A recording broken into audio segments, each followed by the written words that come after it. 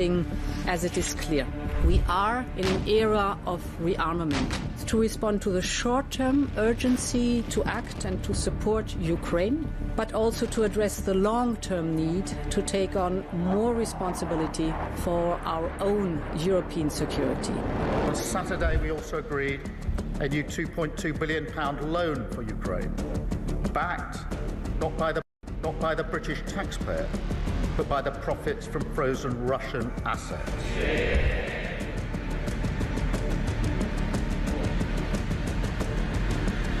It is my pleasure to bring from His Majesty the King a letter. He sends his best wishes and his regards, of course, but he also asked me to bear this letter and bring it to you. So can I present the letter from the King to you? Thank you very much. Am I supposed to read it right now? Yeah, please do. I will do. I've got to tell him what your reaction is, so I need to know. I need to know. He is a great gentleman. A great, great gentleman. He said he thinks the war's going to go on for a long time, and he better not be right. Well, I just think he should be more appreciative, because this country has stuck with them through thick and thin. We've given them much more than Europe, and Europe should have given more than us, because as you know, that's right there, that's the border. What kind of diplomacy, JD, you are speaking about? What do you mean? I'm talking about the kind of diplomacy that's going to end the destruction of your country. Yes, but if you are not Mr. President, with respect, I think it's disrespectful for you to come into the Oval Office and try to litigate this in front of the American media. You're gambling with the lives of millions of people. You're gambling with World War III. You're gambling with World War III.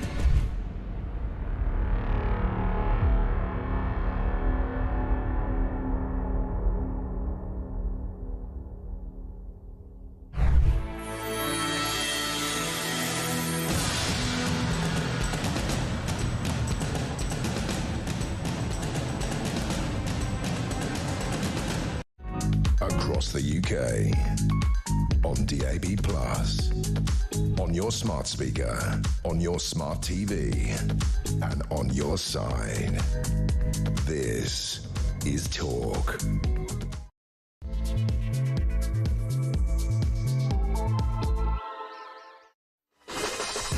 Good morning and welcome to Morning Glory. It's coming up to 3 minutes past 6. We have got a brand new Monday morning for you, ladies and gentlemen. Isn't it wonderful? What a great time to be alive. It's Monday the 24th of March, just 2 days away from Rachel Reeves and her big spring budget. The thing is that nobody really is looking forward to it. There's nothing good that's going to come out of it. She's going after the unions. Apparently she's going to sack about 10,000 members of the civil service, all of which is not going to reverberate terribly well through the corridors of power. She's also going to try and make out that she is still promoting the growth that this country needs. Over the weekend she was giving a whole bunch of interviews where she was desperately trying to convince us that she still knows what she's doing, even though she clearly doesn't. The front page of the Daily Mail this morning says her budget killed growth. This week she's set to cut 10,000 civil service jobs, but yesterday Rachel Reeves squirmed on television as she justified taking free tickets to a Sabrina Carpenter concert, and I'm afraid it's not a very good look, Chancellor. How about cutting your freebies, Chancellor, is what it says. Of course, everybody else is also having a go. The Times says Chancellor risks war with unions over spending cuts. That's not very good. The Times has also got a story saying asylum seekers are going to remain in hotels for years.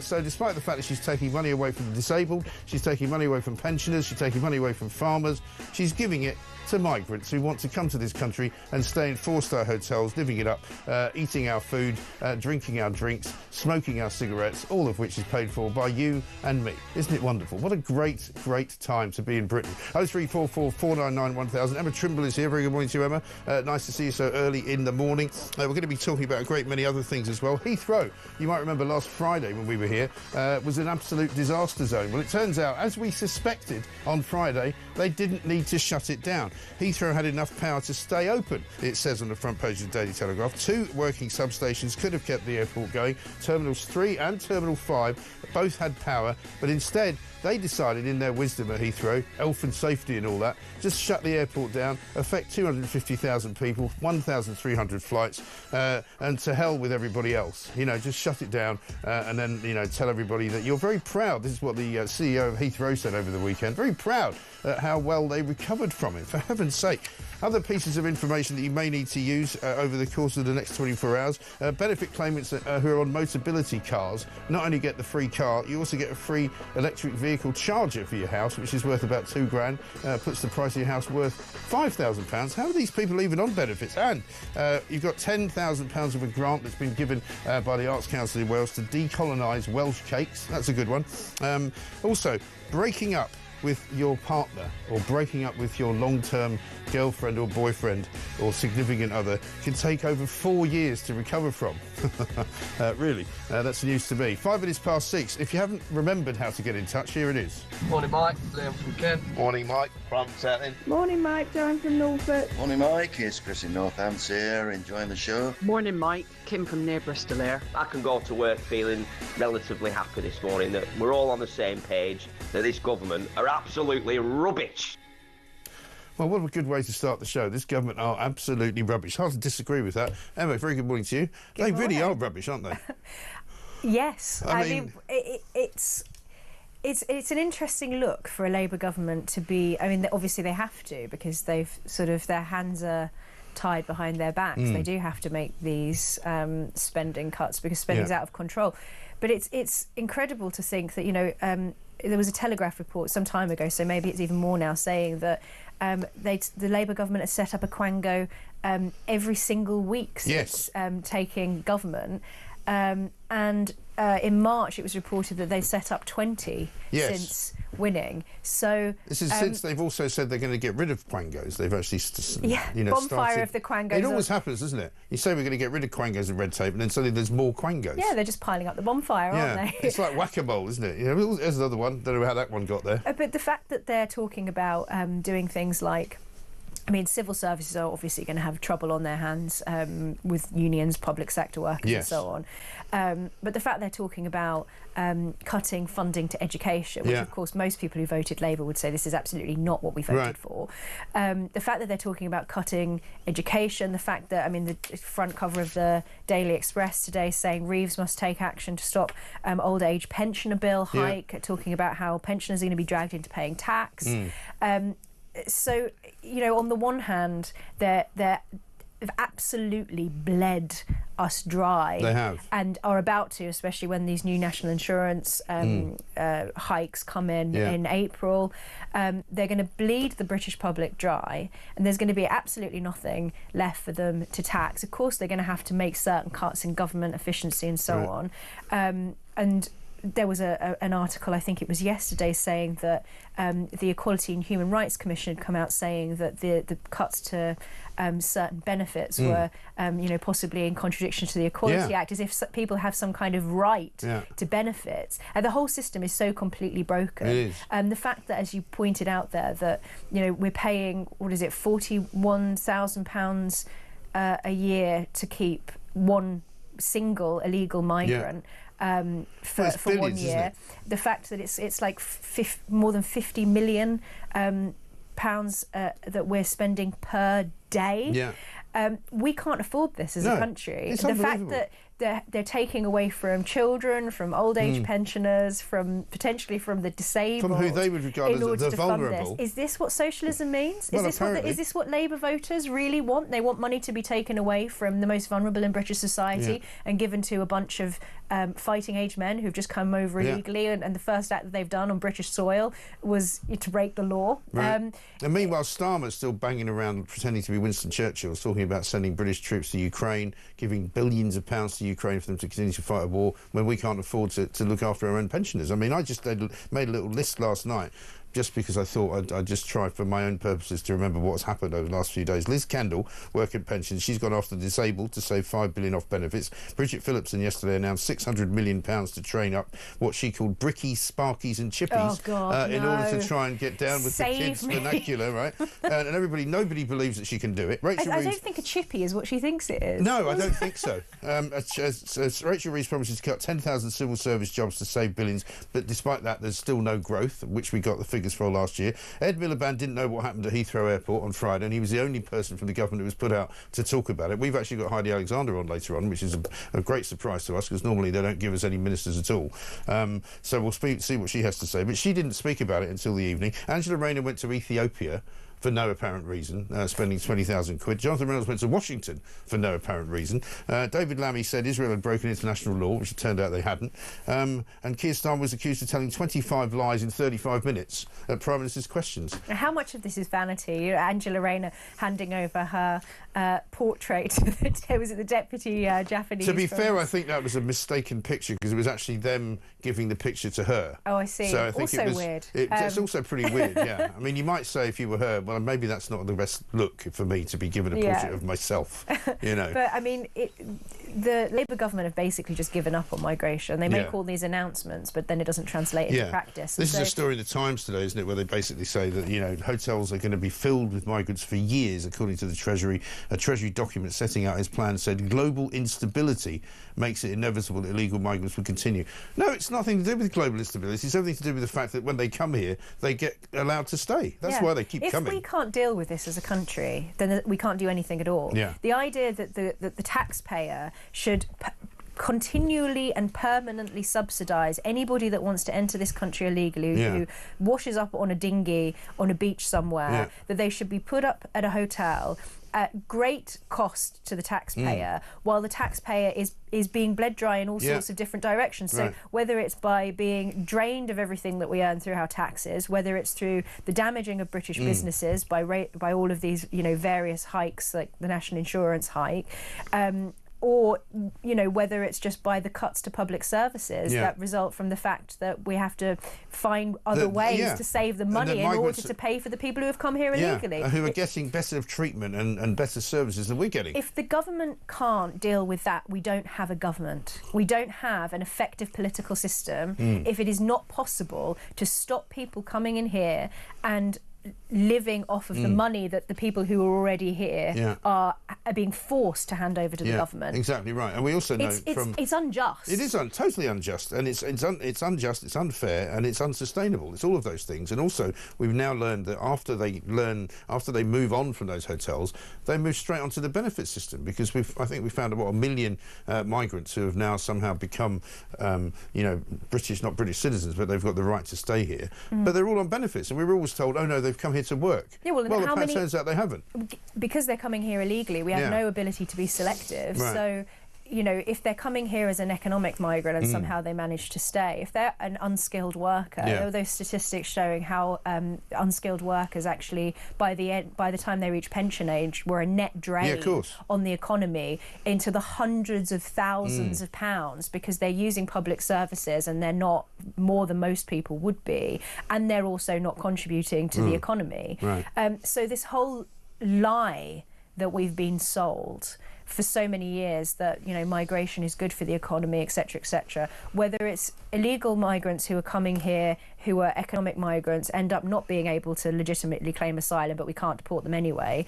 They end up being, you know, paid for however many years it takes to process their asylum claim. And then on the other hand, you know, we have these economic migrants who are coming here who are just simply not contributing to the economy. And there was an amazing piece in Sunday Times this weekend about the ridiculousness of our education sector, higher education in particular, small colleges which are attached to bigger universities, which are basically run like the Wild West, and people apply to go there. They don't even need GCSEs or A-levels from foreign countries. You get and then they bring over all of their family. Well, not only, but they're not allowed to do that anymore, but what they do is they sign up for these courses which they never attend, but the money goes to the college, and then 25% of it goes to the main university that's attached to it. There's one in Oxford, for example, and they pick up their first instalment of a grant or a loan from the government, and then they disappear with it. Well, that's the problem. And it's never seen again. It's become an entire industry. There's an entire economy that is based on this constant supply of legal and illegal migrants. I always think it's really ironic that I think it's Winston Churchill's is it his grandson Soames? Yes. That he runs Serco. running Serco, which runs a lot of these facilities that migrants use. Brother. And so, you know, you have this entire industry that's built on it. One of the stories in today's paper is also about the concerns about profiteering. The fact that it's gone up from £17,000 a year to £41,000 a year per migrant to keep them in these hotels. You know, that's also got to be because it's there's an element of supply and demand here, right? And there are certain areas as well. I mean, I don't think we're not even really discussing the economic ramifications for certain areas where all of the hotels bought up, and so there can be no tourism to those areas. It's simply not possible. Well, that was one of the problems at Heathrow, because when Heathrow shut down on Friday, lots of people started looking around for hotels. An awful lot of the hotels were already full of migrants, so people couldn't stay there. But let's have a look at Rachel Reeves as well, because there's a lot to unpack, as people say, in this day and age, because she was all over the TV yesterday. Here she is talking to Trevor Phillips on Sky News about the defence budget, which she didn't seem very sure about. Trevor, your question is, do tax increases have an impact on the economy? Of course they do. But imagine if I'd have done something else last October. Imagine if I'd have swept the problems under the carpet and said everything was fine. Then today, when we face the aggression from Russia, we wouldn't have the additional money to spend on defence. We would be in a situation where NHS waiting lists will continue. It's not additional money. You took it out of overseas aid. It's not additional money. You took it out of the international aid budget. Yes, we made that decision, but if the public finances weren't on a firm footing, we'd have to be raiding budgets to prop up the public finances. Instead, we were able to redirect money from international development to defence spending.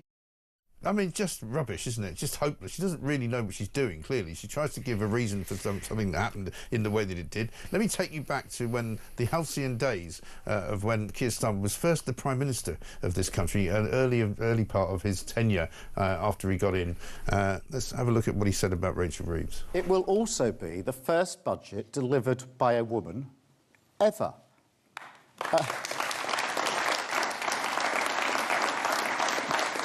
That is a moment of pride. When Rachel Reeves stands up, she will be making history. And I can tell you, young women and girls across the country will be watching, they will look up, and they will notice.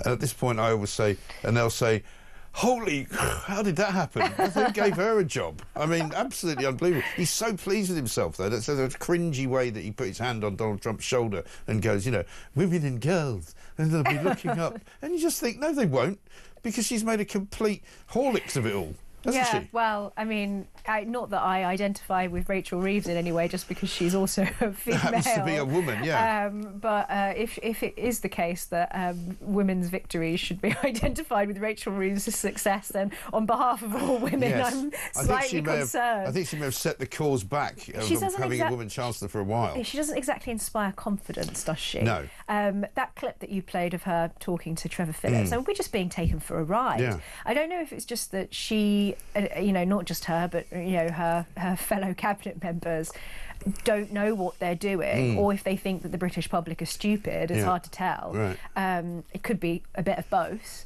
But the fact that this government seemed to think as well that they can tax us into growth. Was it Winston Churchill who said that trying to tax yourself into growth was like trying to stand in a bucket and pull yourself up, or something like that? Well, this is it. You can't do it, because the more tax you take from people, the less money they have to do with what they wish. Yeah, well, unlike Rachel Reeves, I'm not an economist. Yes. but I mean, even I can see that this is not good economics. No. And things like, I mean, the taxes on the farmers in particular, I mean, they're putting our food security at risk. Yeah. There are so many things. And it's needless, because the amount of money they're going to gain from it, 500 million supposedly, is meaningless, because guess what? They're giving 500 million away to farmers overseas. That's how mixed up their policies are. It seems like an arbitrary act of self-harm, and I think actually it's an ideological thing, to be honest. No question. I think it's got very little to do with economics and everything to do with the approach of this government to the countryside. But they've also misunderstood the countryside, because nobody working in government knows anything about it. Yeah, and they refuse to actually listen to farmers who know better than anybody how to run their farms, who know better than anybody about, you know, the ecology of the areas, and, you know, how to make sure that there is biodiversity. We don't end up with these enormous monocultures where we're only growing one crop. I mean, farmers know what they're doing, and the government should be absolutely taking their lead and following, rather than trying to impose their ideology on the countryside. It's a very sort of communist thing of them to do. But you know, I really do think, like, across the board, there are so many areas where there is, you know, dead wood in government. I thought it was a great idea that they decided to take money from overseas foreign aid and put it into defence spending. But the idea that you would take money from education, and, you know, the thing is that...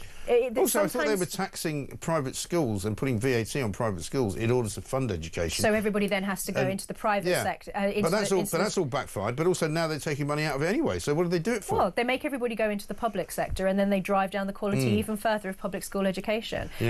People are already getting a kind of cannon fodder education in this country. So to drive it down even further, again, it's just another arbitrary act of self-harm. But I think that the approach of this government to you know, what they're choosing to focus their cuts on, obviously it's going to be unpopular with Labour voters. Nobody voted for cuts to education, but all of the things that they're choosing to focus on seem to be, like I say, acts of self-harm. Totally. They're things that will damage our economy in the long term, as well as, you know, potentially in the short term. And they've already they've already damaged it. Zoe in Lancashire says, "Morning, Mike. It's very obvious now that all these cuts, especially the benefits cuts, are all going to pay for the migrants. Where else will the money come from? But Labour keep trying to tell us differently. We don't trust anything they say anymore." I think that's absolutely right. We're just a piggy bank. Yeah, we are just a piggy bank. So just, you know, empty your pockets as you enter the country if you're British, and give it to that guy over there who's not. Simple as that. This is Morning Glory. We'll be back after this.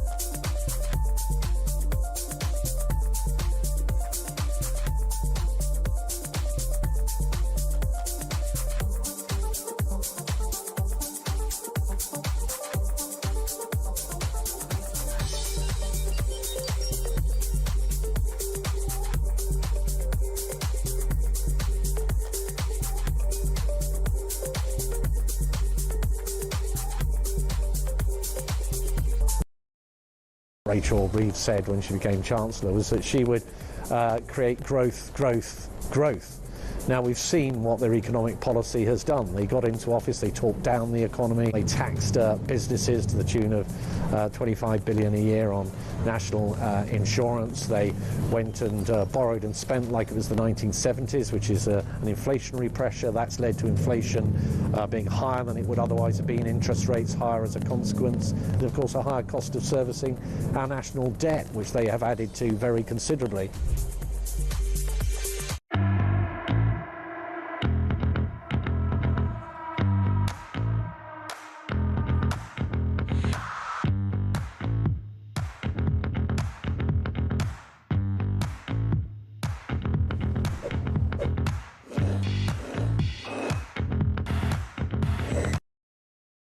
Across the UK, on DAB+, on your smart speaker, on your smart TV, and on your side.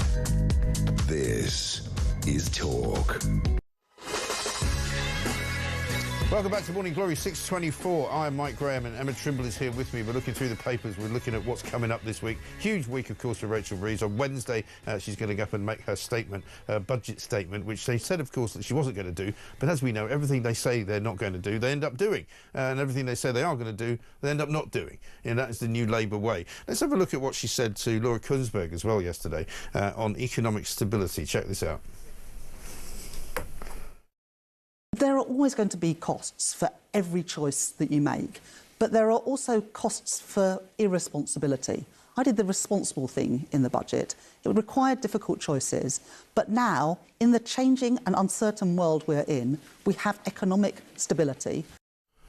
We haven't got economic stability, actually. She just misspeak? Yeah, I mean, I don't know what she thinks she's doing, but what we don't have is economic stability. We have a massively underperforming economy. We have a massive sort of black hole that she's doubled and tripled. Yeah, it doesn't help that the Chancellor keeps talking down the economy and so people don't want to invest. And also, let's just revisit the thing she's on the front page of the Daily Mail for. She took some free tickets to Sabrina Carpenter. Now, after all the Lord Ali stuff and all of the free Taylor Swift tickets and the football tickets, you would have thought, maybe a Labour Prime Minister would have said to most of his senior cabinet, don't take any more freebies. But unfortunately she did. Here's her defence of it.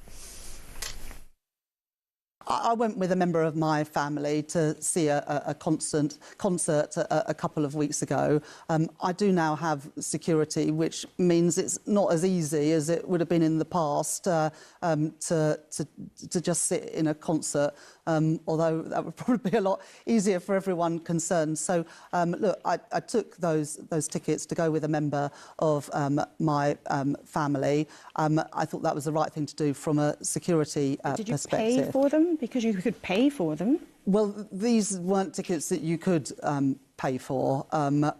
So there wasn't a price to those tickets. Obviously, I will declare that the value of them, but they weren't tickets that you were able to buy.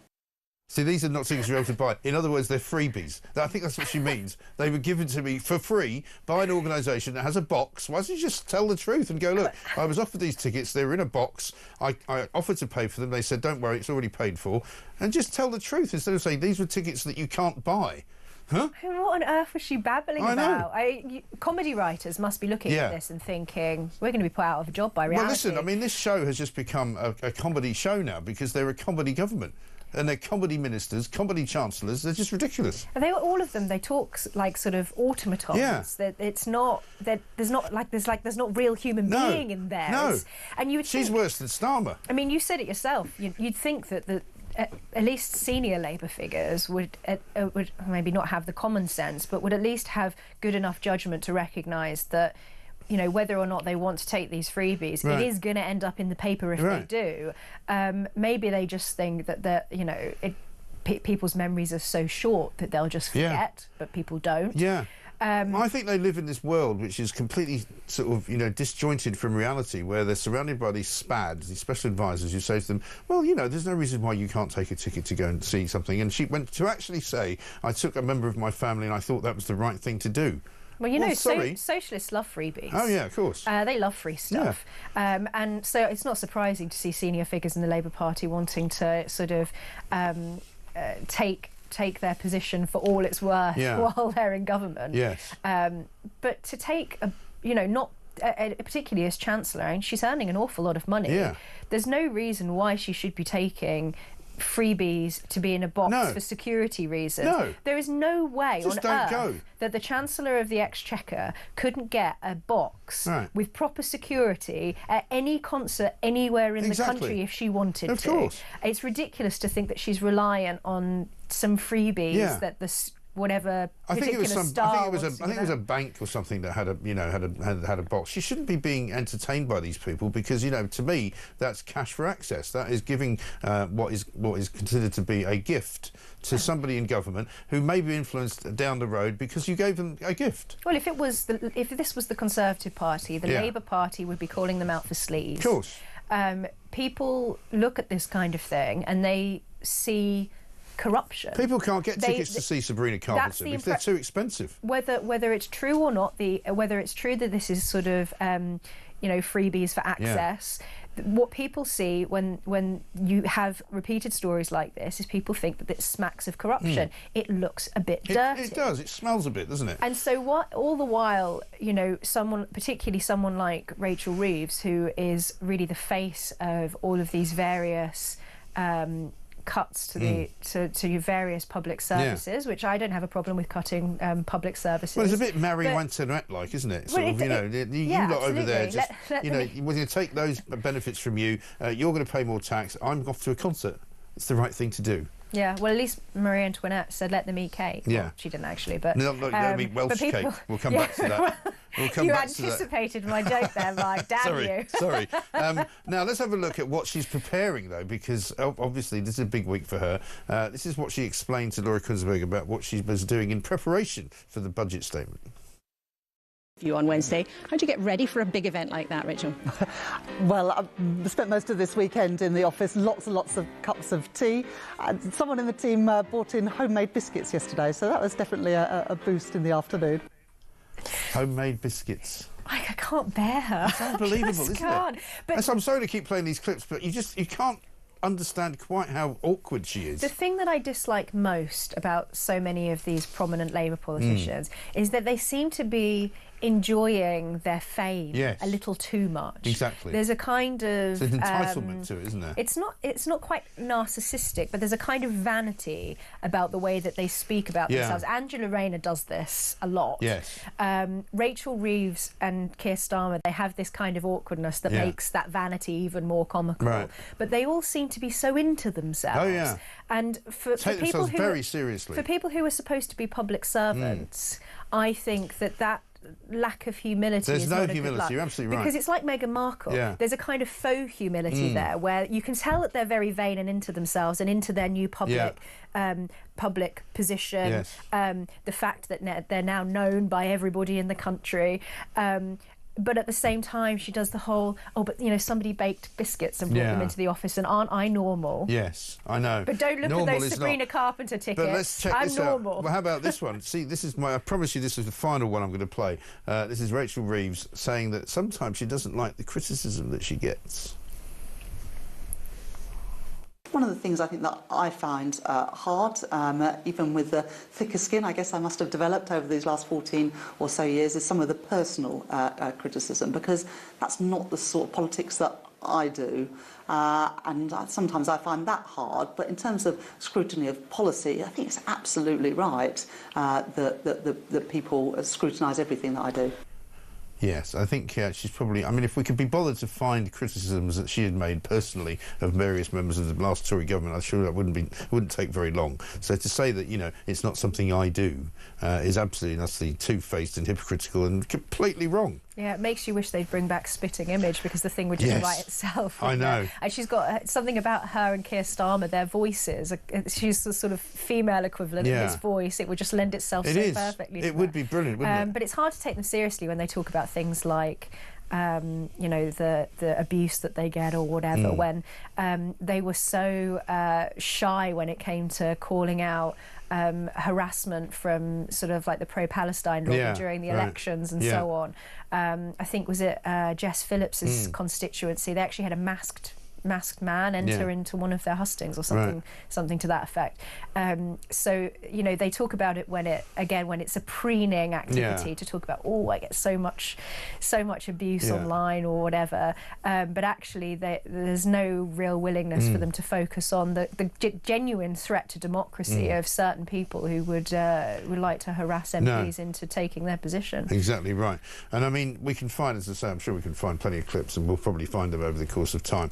We'll come back in a moment, though, because it's just coming up to about 6:33 a.m. Emma Trimble is here. We're going to talk about a couple of other stories, including one school in this country that's decided to give up on Easter in order to be more inclusive, apparently. Search me. Also, a guy who was sacked from his job, a water company, because he had a go at Hamas. Apparently that was considered to be a non-starter. This is Morning Glory. Back after this.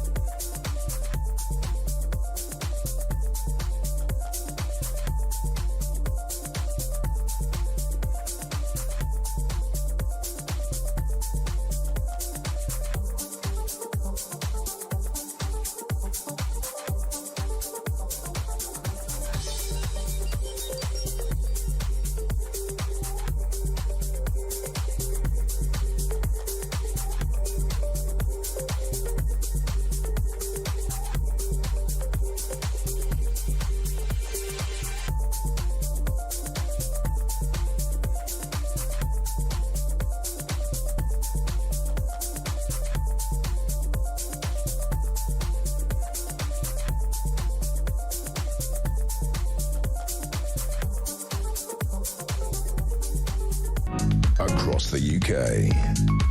On DAB+, on your smart speaker, on your smart TV, and on your side.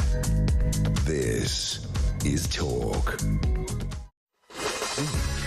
Welcome back to Morning Glory, 6:36. I'm Mike Graham with you all the way through until 10, of course. 4 glorious hours of Morning Glory. Emma Trimble's here with us. Let's talk about a couple of other stories, shall we, Emma, while we're here, because we'll get back to Rachel Reeves, I'm sure, later on in the show. And, of course, we'll get back to the migrant story too. You've got a story for us from East Lee. Yeah, so this is a school in Hampshire. It was in the news yesterday. They've cancelled their Easter celebrations, including their Easter bonnet competition. I love an Easter bonnet competition. This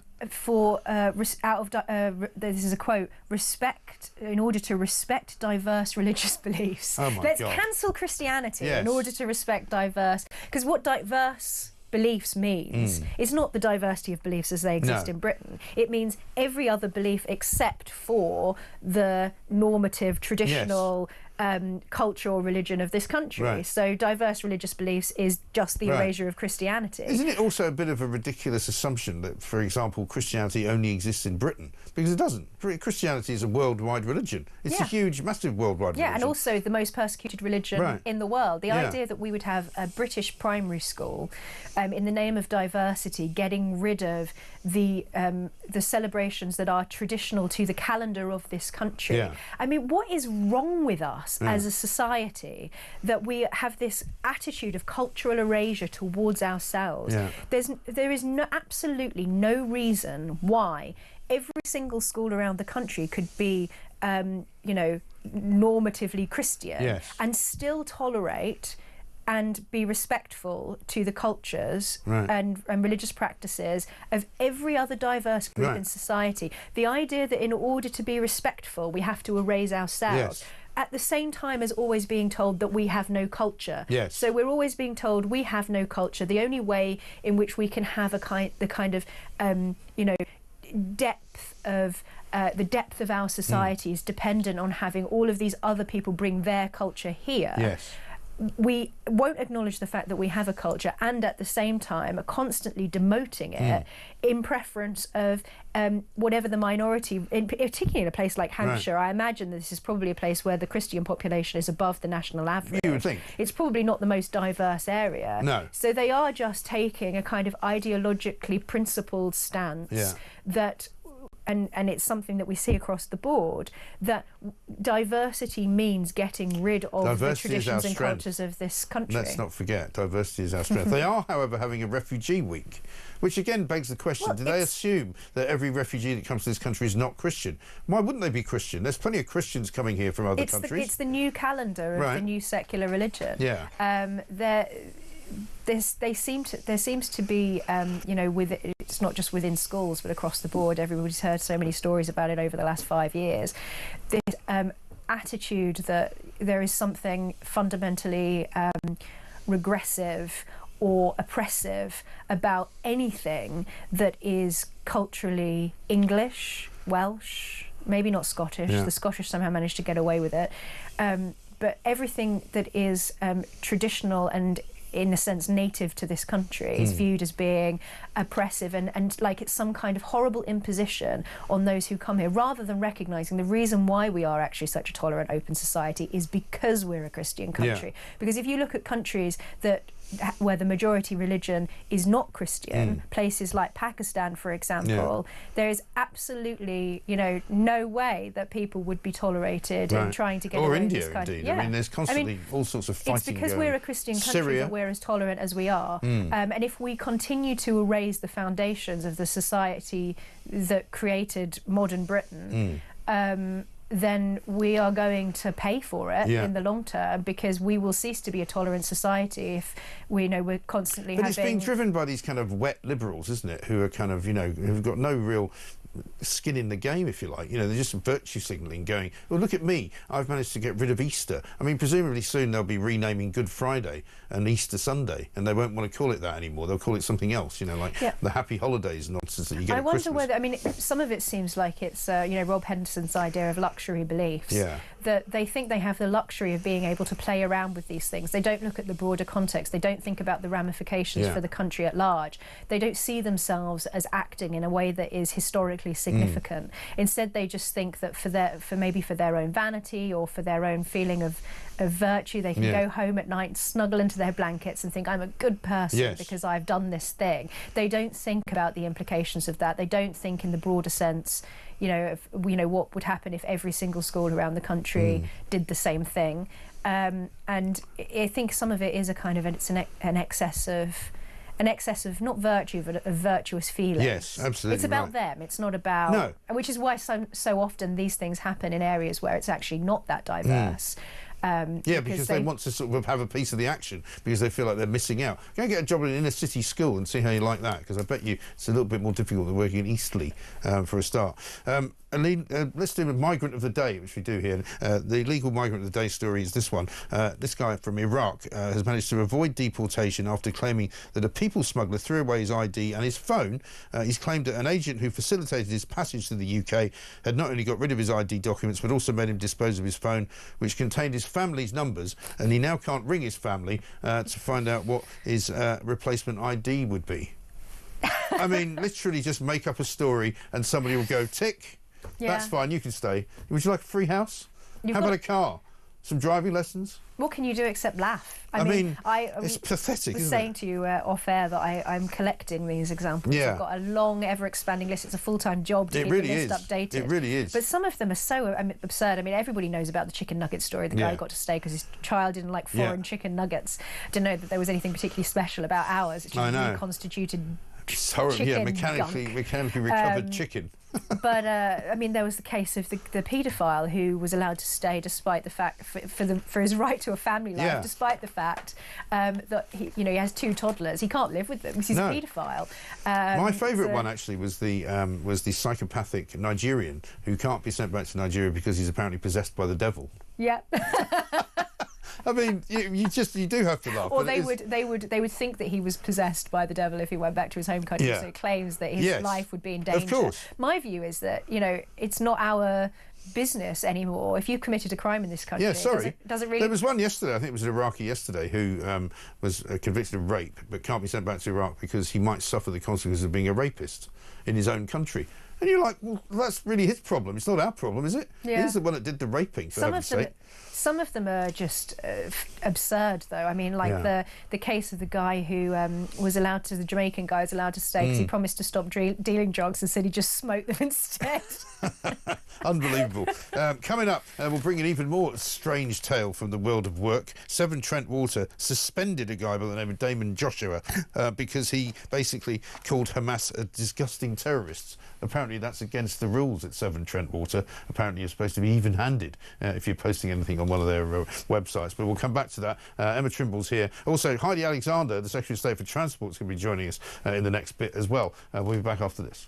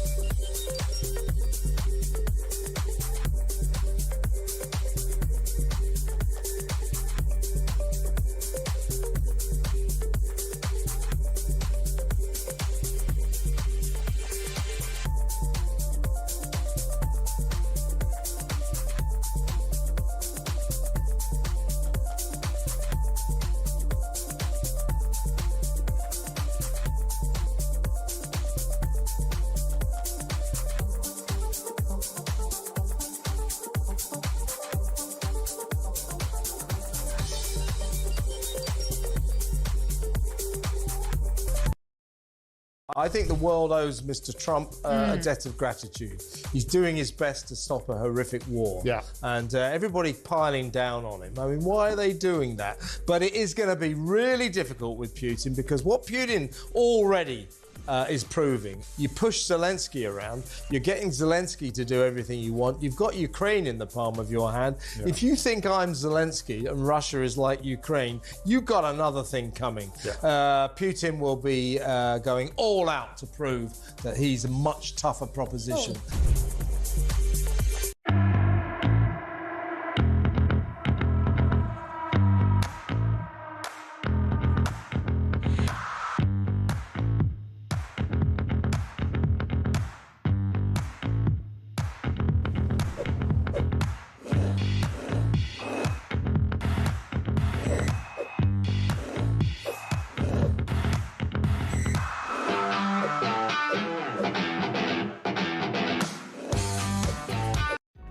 Across the UK, on DAB+, on your smart speaker, on your smart TV, and on your side. This is Talk. Welcome back to Morning Glory, 6:47. Coming up, Heidi Alexander is going to join us, Secretary of State for Transport. We can have a conversation about what happened at Heathrow, which we haven't really covered yet, but the morning papers this morning, the Telegraph in particular, saying that Heathrow had enough power, in fact, to avoid shutting down, according to the Chief Executive of the National Grid, a guy called John Pettigrew, which does beg the question, why would you shut an airport down for practically 24 hours if you didn't have to? Yeah, they're playing hot potato. Who's to blame for it? Because apparently they had other substations that they could, two other substations that they could have used. Right. Heathrow is saying that it's because they had to basically power down. They had to turn it on and off again. Yeah. They had to power in order to sort of safely operate. They had to power everything down and start it again. Yeah. But that just sounds wrong. I mean, it shouldn't be the case that in order to use power from another substation, that the biggest airport in the country should have to switch it on and off again. Well, also, it seems to me that they should have their own power substation inside the perimeter of Heathrow. I mean, you know, people were saying over the weekend, you know, it's a bit like powering an entire, you know, town. Well, fine. Well, surely it should then be self-sufficient in terms of its own energy. Because we spoke to a guy who rang our show on Friday who lived in the same road as where the fire happened, where the substation was. And I said, how's the power? And this was, you know, early morning, so it would have been about 8, 9 o'clock in the morning. He said, oh, we had no power for about an hour, then it came back. And I'm thinking, well, why is Heathrow still shut then? Well, they made the decision very early as well, which is one of the other things that they're being questioned about. So it seems very odd that they would have taken this decision, particularly given that, you know, you'd think that Heathrow, being as economically important as it is, that they would have... people would assume that there would be a certain sort of resilience. You would have thought. And it is a massive concern, even for security reasons, that we've seen lots of different cases recently where various things have gone wrong, and there have been speculation about whether or not, you know, it's a sort of foreign interference. I mean, it seems to be pretty sure that that wasn't the case. But regardless, I think it does raise the question of, you know, the security and resilience of fundamental parts of our national infrastructure. If it's so easy to take down an airport like Heathrow, that's an enormous problem. That's something that should be of national concern. This is not just about, you know, Heathrow or the people who are running it. That's something that really should matter to all of us. Yeah, absolutely right. I'd love to know what the economic damage of this has been. Yes, well, I'm going to be asking those questions to Heidi Alexander when she comes on in a minute. Severn Trent Water, talking of organisations that can't run themselves very well, is another place where they seem to have trouble collecting water that falls for free from the sky and distributing it to people, and removing water that they've used in another way at the end of the day. But they've made the news this week because a sewage worker was reportedly sacked over a post calling Hamas disgusting terrorists on an internal staff site. Which they are. And this was about the October the 7th attack, of course. 1 year ago, he said, this was, I presume, on the anniversary of in 2024, our valued partners and friends, Israel, were horrifically attacked by a group of violent and disgusting terrorists. I can say the vast majority of Severn Trent Water's employees stand in solidarity with our Jewish, Israeli and Zionist colleagues against the evil of Islamist terror. Apparently that's something you can't say if you work for Severn Trent Water. Well, aside from speaking on behalf of his colleagues, which I can imagine might upset those who maybe don't agree with him. Yes. I think that we need to ask some serious questions of the bosses of Severn Trent Water. Yeah, because really. If they have a problem with somebody saying that a terrorist organisation, a disgusting terrorist, after they've committed mass rape and murder of innocent civilians, women, children. The youngest victim, 14 hours old. Yeah, and who was also Palestinian, which is something that people seem to overlook. If they have a problem with that, then I think we should have a problem with them. Yes. And this is not just about making sure this guy, you know, maybe he doesn't want to go back and work for them, but, you know, he should be insulated from whatever professional ramifications he's suffered from this. Sure. But we should have a problem with them. We should have a problem with anyone running any company or any service who has a problem with calling out Hamas for being terrorists, including, by the way, the police, who have repeatedly targeted people. Well, yesterday again we had another, you know, Al-Quds march going through London, which was loads of scuffles with the police, banners that said, you know, resistance by any means possible, the destruction of Israel, all of this kind of pro-Hamas type, you know, literature being handed out, and yet hardly anybody does anything about it. Yeah, remember when they tried to gaslight us about jihad? They said, oh, there are many various interpretations of jihad. But in the context of a sign that says something about the armies of armies of Islam or the armies of Muhammad, and people chanting Islamic war cries. I was almost going to repeat it there, but I don't want to say that on the radio. But you know, we should have a serious problem, even with the police, when they've repeatedly arrested the guy who has the sign that says Hamas are terrorists. They always seem to focus on the potential victims of the mob rather than on the mob themselves. So, like when they targeted the guy who runs the campaign against anti-Semitism and telling him to leave the area because he was visibly Jewish. And the whole thing's so topsy-turvy. It is the law of this country that Hamas are terrorists. It should not be uncontroversial to state that. And if they think that they're demonstrating some kind of tolerance or sensitivity, well, who are they showing sensitivity to? The terrorists? Terrorists. Or the people who support terrorists? Yeah, exactly. In both cases, completely wrong. £10,000 given to a project to decolonise Welsh cakes by the Arts Council of Wales. I use the term decolonising the Welsh cake because of the contested notion of colonial and cultural imperialism within Wales as a result of English rule. Said the Arts Council of Wales. I mean, for heaven's sake. You would have thought they would like something that was a symbol of Welshness. You would think so. I presume Welsh cakes are Welsh, aren't they? Well, I mean, this decolonisation is always just an attack on the... I was going to say the dominant culture. Obviously, in the case of Wales, nationally, they might say it's a minority culture. Yes.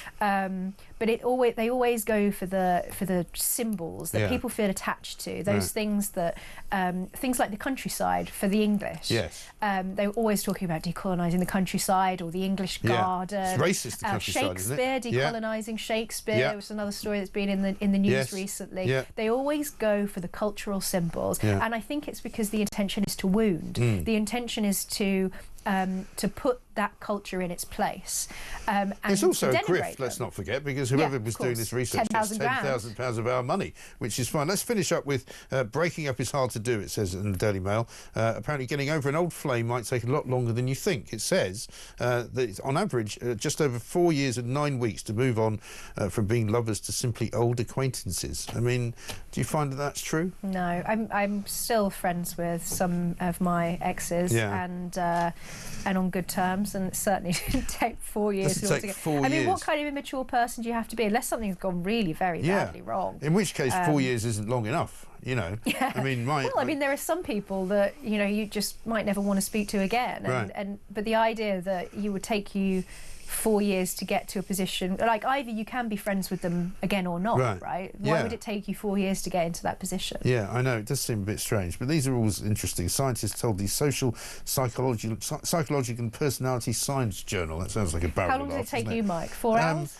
4 minutes. 4 minutes. Although my ex-wife, who I divorced back in 2001, I think it was, still doesn't really speak to me, which is fine with me. Lives in another part of the world. What did you do wrong? Well, we haven't got time, I'm afraid. The show's nearly at an end. Also, let's finish up with Lindsay Hoyle as well. He's been under the cosh. He won Plank of the Week this week for his various different peccadillos, not least the £250,000 round-the-world trip that he took, but also the £7 million he's spending on his Grace and Favour apartment, and the £36,000 portrait that he's commissioned of himself, right? He's now obviously putting it around that people are out to get him, and he thinks it's woke Labour MPs who want to get rid of him. So he's obviously hoping that the people who are criticising the most, like us, are going to suddenly now be on his side because he's trying to paint himself as unwoke. Well, I'm afraid not, Sir Lindsay. Yeah, you would have thought that those woke Labour MPs would be the ones who would be most fond of him and most likely to sort of come to his defence. Exactly. There's something about Lindsay Hoyle, I think, that, you know, he comes across as this sort of sweet creature. Oh, I don't know about that. I mean, I don't see that side of him. No, but I think probably for the majority of people who maybe don't know all the ins and outs and not sort of paying attention to this stuff all of the time. He has a kind of, in comparison to, you know, the awkwardness of, say, Keir Starmer or I suppose Rachel he might Reeves, look a bit avuncular, he has a kind of harmless quality in the way that he speaks and so I think, you know... Is that partly his northern accent, though? People just assume if you've got a northern accent, you're a bit sort of, you know, hail fellow well met. He seems like the sort of guy who, you know, might run the local post office or something like that. And so he has this kind of amicable quality to him. I think people wouldn't expect, like you say, you know, the very expensive portrait. But then again, a lot of people, I'm sure, I mean, God knows how much Burko would have said. I've forgotten how to pronounce his name. How much he would have spent on various vanity projects, because he was so much more egotistical. Well, he would seem to be, but I mean, of late, people have been saying actually Lindsay Hoyle feels a bit more kind of even more extravagant than Burko was, and also a little bit more puffed up as well now, because if he thinks that, you know, he's entitled to spend £250,000 of taxpayers' money going to places like the Cayman Islands, supposedly to tell them how great our Parliament is, nobody's buying that. They know why he's going to the Cayman Islands. He's going for a holiday. Well, at least it's not Angela Rayner going on a little safari. No, I see that the Times have got a story this morning saying that when she went on her trip to Ethiopia, as she calls it, she asked if she could go on a safari, even though she was meant to be actually just seeing government ministers and talking about aid that they were giving. They're just taking the mick, aren't they? They really are. It is quite extraordinary. But I do think with Lindsay Hoyle, like the portrait that you mentioned, I would like to know actually how much, because the modern portraits of politicians, I don't know if you've seen the Diane Abbott one, they are absolutely abominable. Oh, they are dreadful. And what a good grift to get on if you're, you know, an artist and you get commissioned to make one of these portraits. But it's probably not unusual to spend that much money on a portrait. But again, it's like the sort of, you know, the Renaissance period in France, isn't it? It's like sort of Louis XIII and the Sun King and all of that. You know, let's make a palace in my image. Well, it's the decadence of a dying society. Yeah.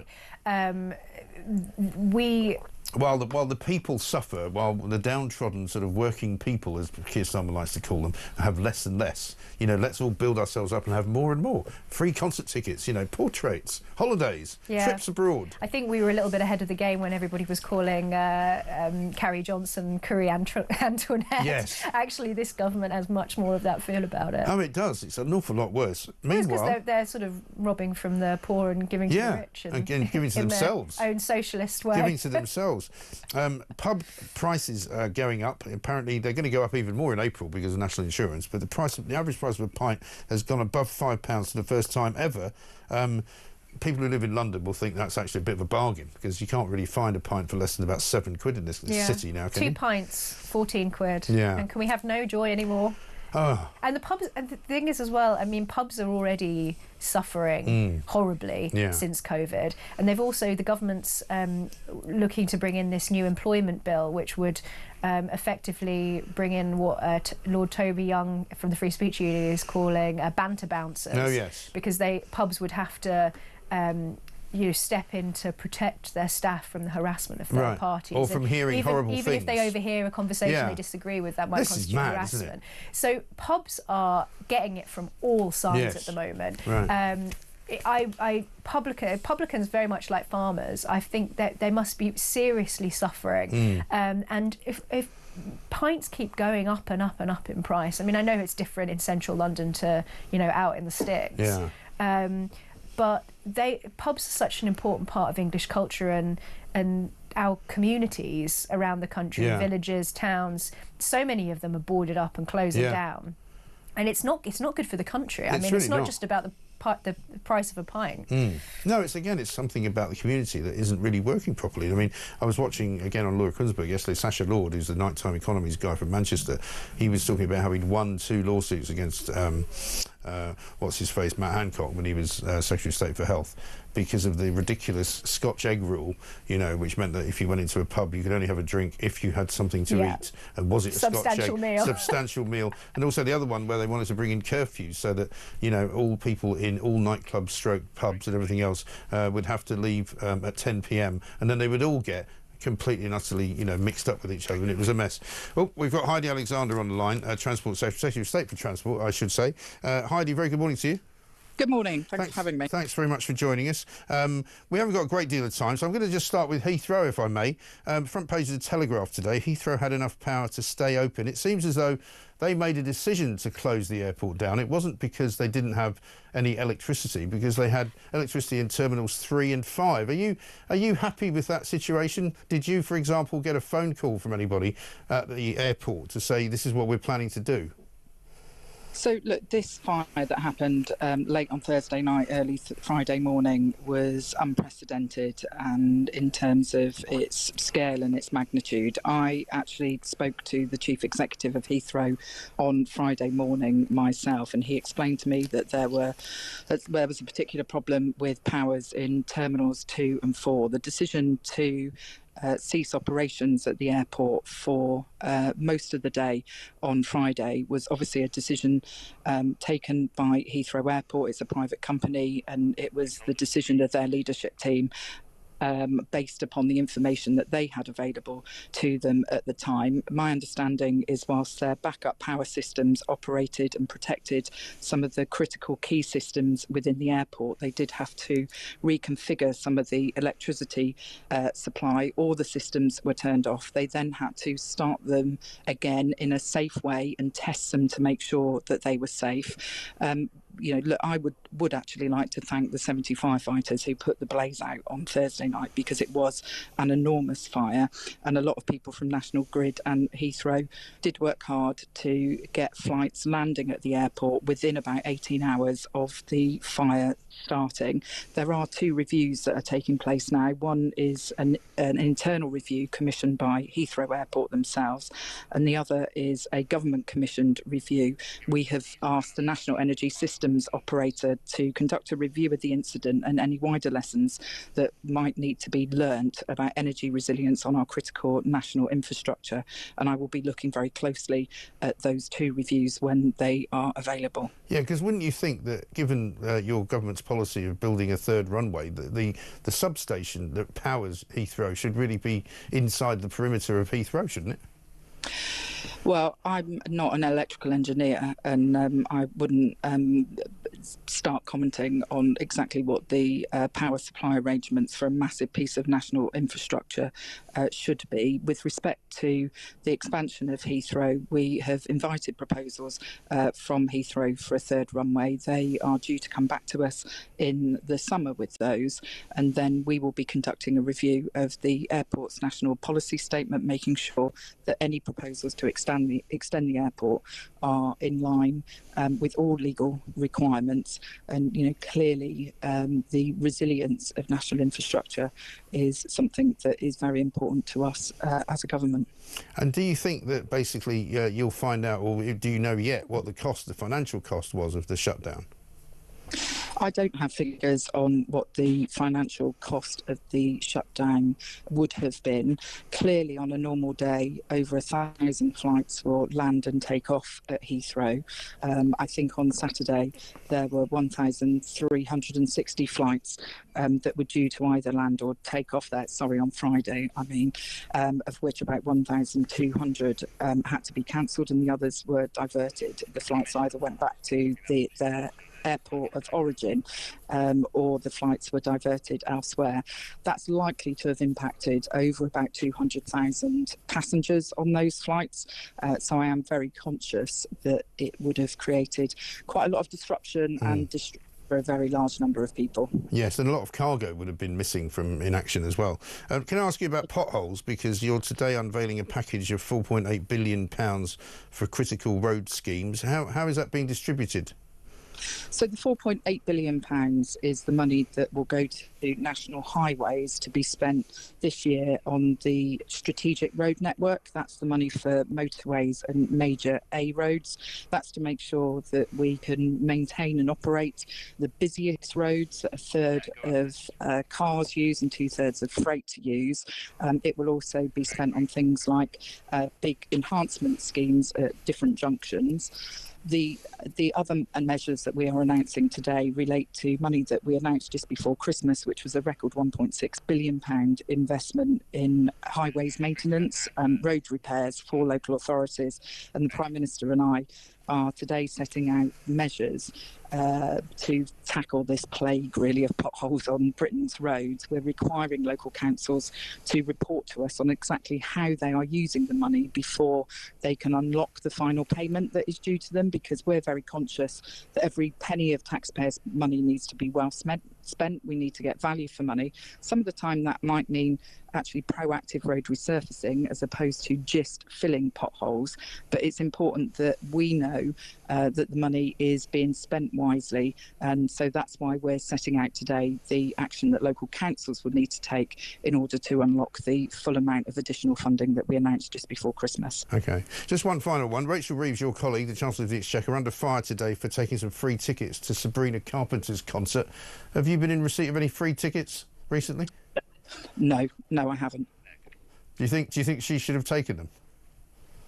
So I heard the Chancellor answering questions from the BBC's Laura Koonsberg on this yesterday, and I don't have anything further to add to the comments that she made. OK. Heidi Alexander, thank you very much indeed. Secretary of State for Transport hasn't taken any free tickets. That's a good one.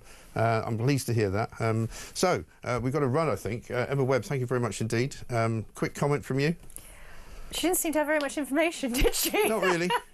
Not really. No, that's my primary takeaway from that is... we don't know how much it cost. Well, she doesn't have to be an electrical engineer. I think as Transport Secretary, she probably should, at least if you're talking about expanding Heathrow Airport, then the energy resilience of the airport is obviously something that should be of interest to the Transport Secretary. So you would think she would have a bit more. Yeah, I mean, it is Monday now, isn't it? She can consult. She can consult electrical engineers, even if she's not one. Although, if she was Rachel Reeves, maybe she would have. I'm not an electrical engineer. Flexible. Maybe that would be the new mantra for Rachel Reeves. Emma, thank you very much indeed. We're back with loads more. Our Morning Glory after this.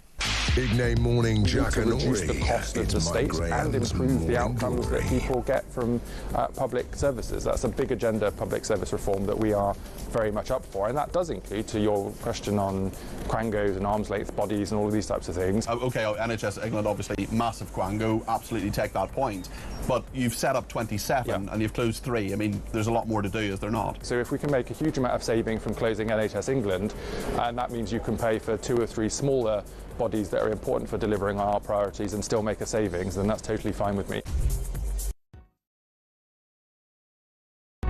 Across the UK, on DAB+, on your smart speaker, on your smart TV, and on your side. This is Talk.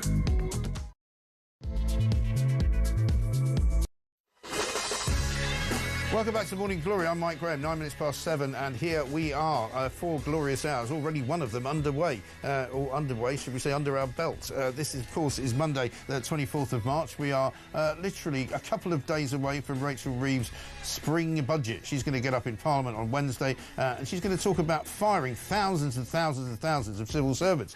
Some of the unions might have something to say about that. We're going to speak to one of those coming up a bit later on. We just spoke to Heidi Alexander, the Secretary of State for Transport. I I can't say did particularly well telling us what happened at Heathrow. They're having reviews to find out if they can learn any lessons, but it turns out that certainly, as we said last Friday, there was no shortage of electricity in the area. Hayes electricity went back to normal after about 1 hour. Heathrow didn't lose electricity in Terminals 5 and 3. They could have kept those open. They chose not to. We'll find out from what you have to say about that coming up. 0344 499 1000, of course, is the number. We'll also talk about a great many other things, including the number of things that are getting squeezed by Rachel Reeves, including, of course, education. They're now talking about, despite ripping VAT out of private schools and supposedly giving that to the public sector system, they're now going to go after them and make even bigger cuts to education. So we are never, ever really going to see an economy which is fit for purpose at this point. Also, we'll be talking about Ed Miliband. He's unveiled a plan to get solar panels on top of the roofs of all schools, but he's had trouble defending it, saying that, yes, indeed, those solar panels may well be made by slaves in China. 0344 499 1000 is the number. We'll also be keeping you updated on the situation with the migrants, because according to a front page story in the Times, migrants are going to stay in hotels for years and years and years to come, because there simply isn't any way of stopping them. £41,000 a year is apparently what a migrant costs now on average to put up in a hotel for a year. Absolutely and utterly ridiculous. Also, we're finally winning at something. Guess what it is? That's right, work-shy Britons are leading the world in working from home. We're only working from home we're only working in the office, I should say, 2 days a week. The only country that actually is worse than that is the Philippines. Everybody else is going back to work and working for longer in the office as well. 0344 499 1000. Also, it's going to be really hot again this week, according to the front page of the Daily Star. It's going to be the hottest March since 1910, if you believe that. You can believe anything. We'll be listening to your views. We'll be giving you the views of some of the people in government. Keir Starmer's got another video out with some more porn music backing it. This is Morning Glory. Let's get it on.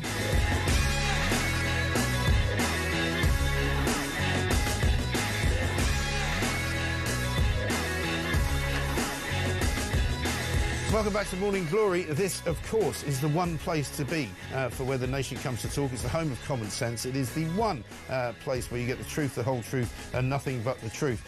James says this: listening with interest to your discussion on mobility car claimees this morning made me think of the car that used to drive about my local town a few years ago, that the family bragged was a mobility car they got for free to take their mum to the bingo.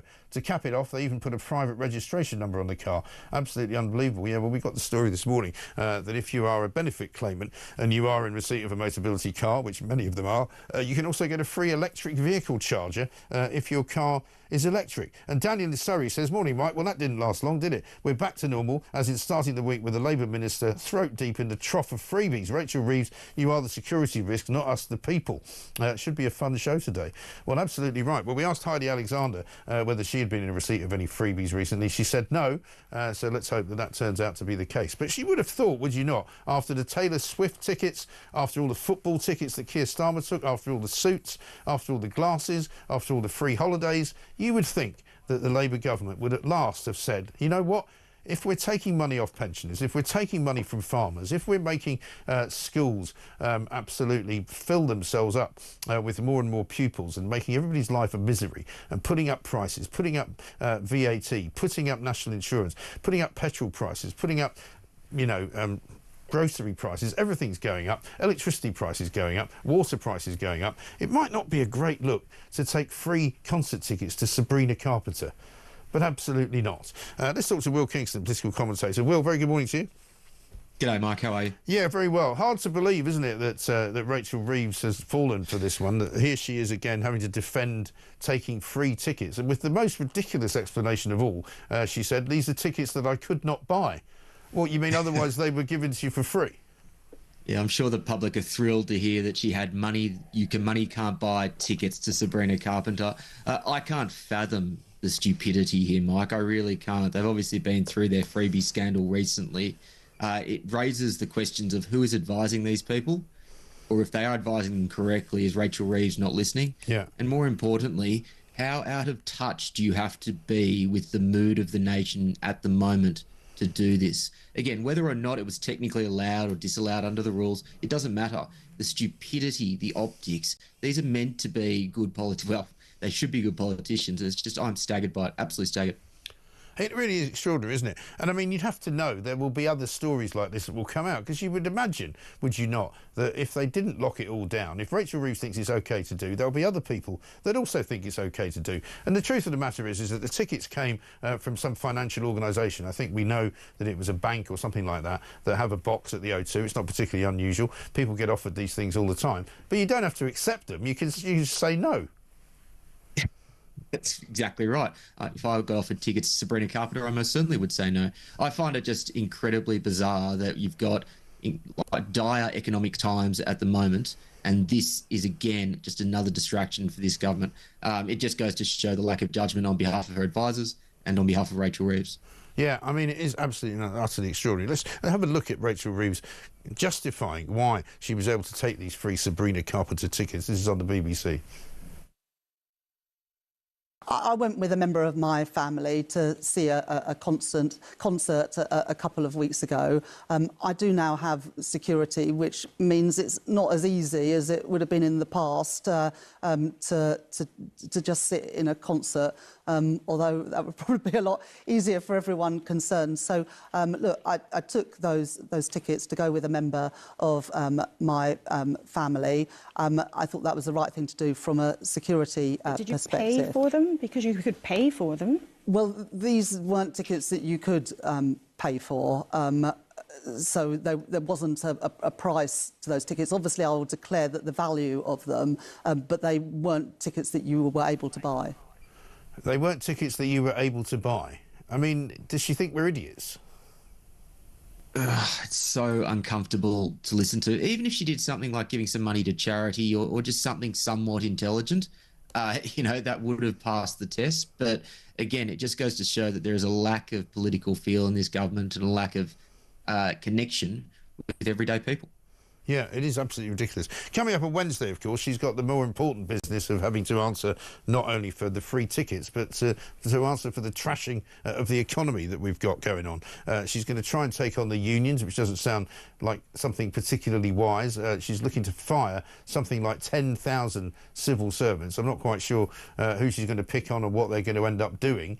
But surely she's going to be creating quite a few people to go on the dole, isn't she?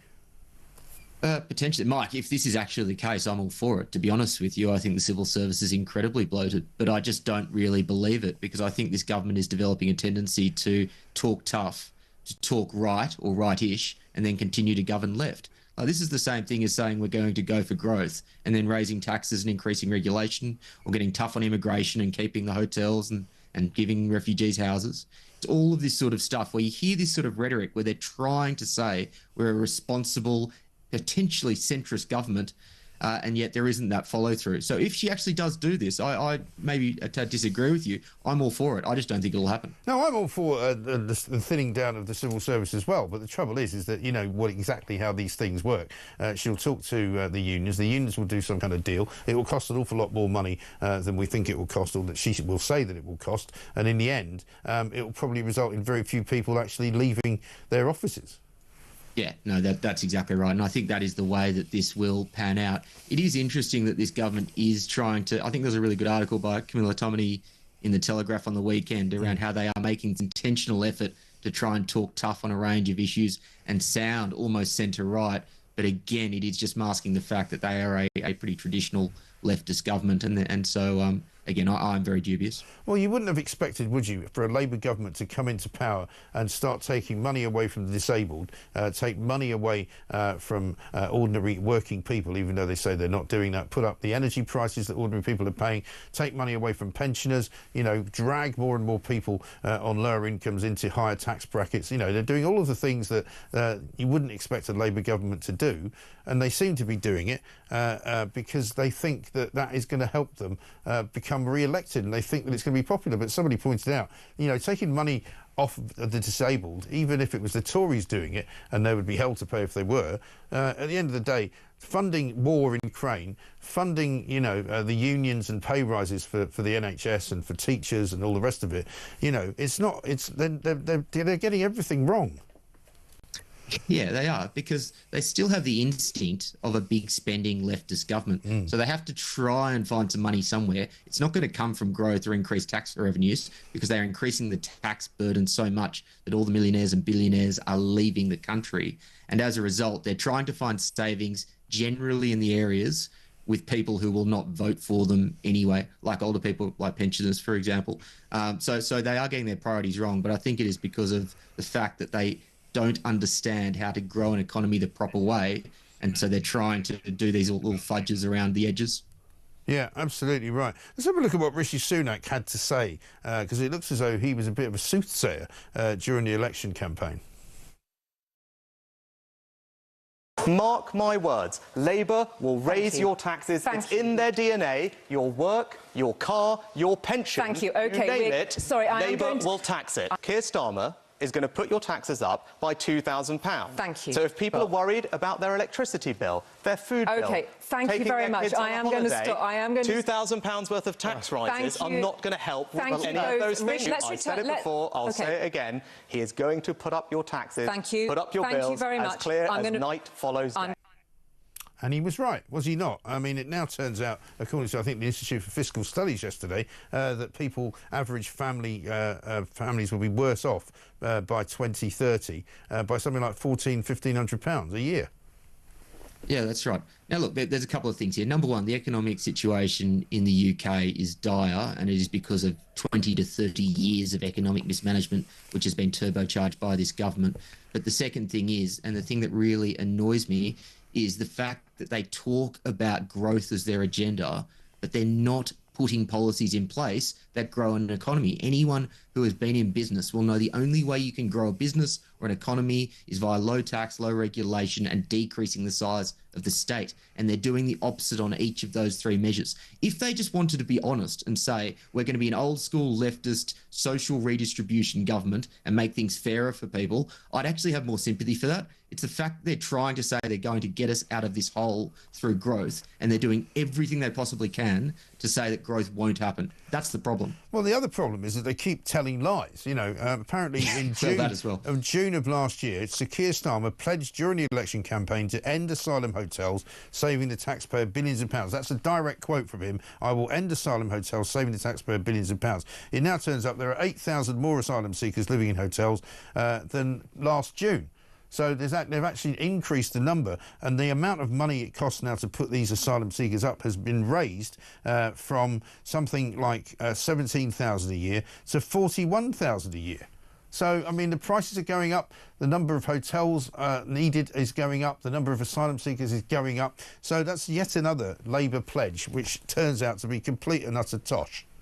Yeah, this one makes my blood boil, and I don't want to play the whole Australian card, but I will say that Australia sorted this out 10 years ago. You don't put them in hotels, you put them in detention centres, so you create a disincentive for people to get on a boat, go over the channel and arrive in this country. There are plenty of legal ways that a refugee can apply to get into this country, which doesn't involve getting in a dinghy. And you know what happens when 90% of them are men and they jump the queue? There are women and children languishing in refugee camps who have applied for UK asylum in the proper way, and they're literally putting those people at the back of the queue. That's why when you see this stuff on the TV at the moment, it's morally reprehensible, anyone who, and they're largely economic migrants, what they are doing.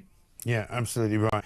Nick, let's just finish up with Nick Timothy MP, Tory MP. We asked him to come on, he wasn't able to do so, but he put out a tweet at the weekend saying that basically in the 30 minutes of Prime Minister's questions last Wednesday, the Prime Minister told 25 lies in 30 minutes. I mean, that's quite a record even for him. And he then lists them all. When he said that interest rates were 11%, and when the Conservatives left office, that's wrong. The base rate was actually below 1% for 12 of the 14 Conservative years in power, and the peak was less than half of what Starmer claimed. When they said there was a massive £22 billion black hole, the OBR says absolutely not, that's not true. They crashed the economy, also not true. You know, all sorts of things. You know, he talks about national insurance. We had to fill a £22 billion black hole, another lie. We're proud of the fact that our employment rights bill is tackling the cost. It goes on and on. You know, 25 separate untruths in half an hour. I mean, that's incredible. Yeah, untruths or evasions. I think there was one question from Reform, which was very simply how, if the UK goes to net zero, how much will that reduce the global temperatures? And Starmer went on a rant about Reform's relationship with Putin. Yeah. PMQs have become a farce. Which doesn't exist, by the way. Yeah, exactly. PMQs have become a farce. There needs to be some mechanism to actually hold the Prime Minister account for non-answers or for lies. That normally should be the Speaker, and in a better day and age it was the Speaker. Unfortunately, it's not at the moment, so PMQs are useless at the moment. They really are. Good to talk to you. Will Kingston, thank you very much indeed. This from Roger in Worthing. Having just heard Heidi Alexander answer your questions with a huge amount of waffle that contained no information, I wondered why she was sent out to do the media round and not briefed first. Well, you might ask that question. Let's get a voice note from James. Good morning, Mike. Just regarding Keir Starmer. Now, he claims to love Great Britain, and there's no way he loves Great Britain, Mike. He's in it for himself. There's no way anyone would act like this. What a horrible man. I believe he's quite a dangerous man as well, Mike. And also, Mike, just regarding these illegal immigrants that are coming over. I mean, there's a lot coming over now. And the thing is, though, Mike, we're not even hit the summer yet. So how on earth, how many are going to come in the summer? I tell you, imagine if this carries on, Mike, what on earth are we going to be like in 20 years' time? I know, it's absolutely incredible. And as you say, the weather hasn't even got better yet, and it's going to get better this week. So there'll be a few thousand more people arriving before the end of the week. Absolutely extraordinary, unbelievable stuff. Coming up, Simon Calder's going to join us, travel correspondent from The Independent. We'll get the latest from him on Heathrow Airport.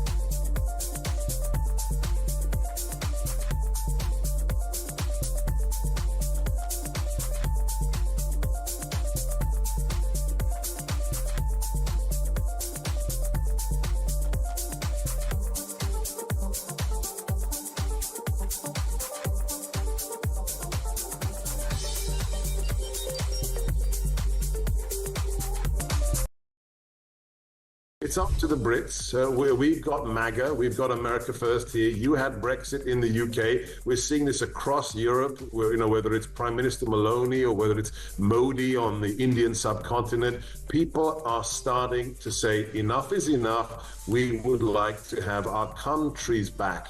Borders matter. Sovereignty matters. Absolutely. Our government aren't doing that. They're trashing our heroes. They took all their pictures out and put the head of communist parties in and pictures of themselves in.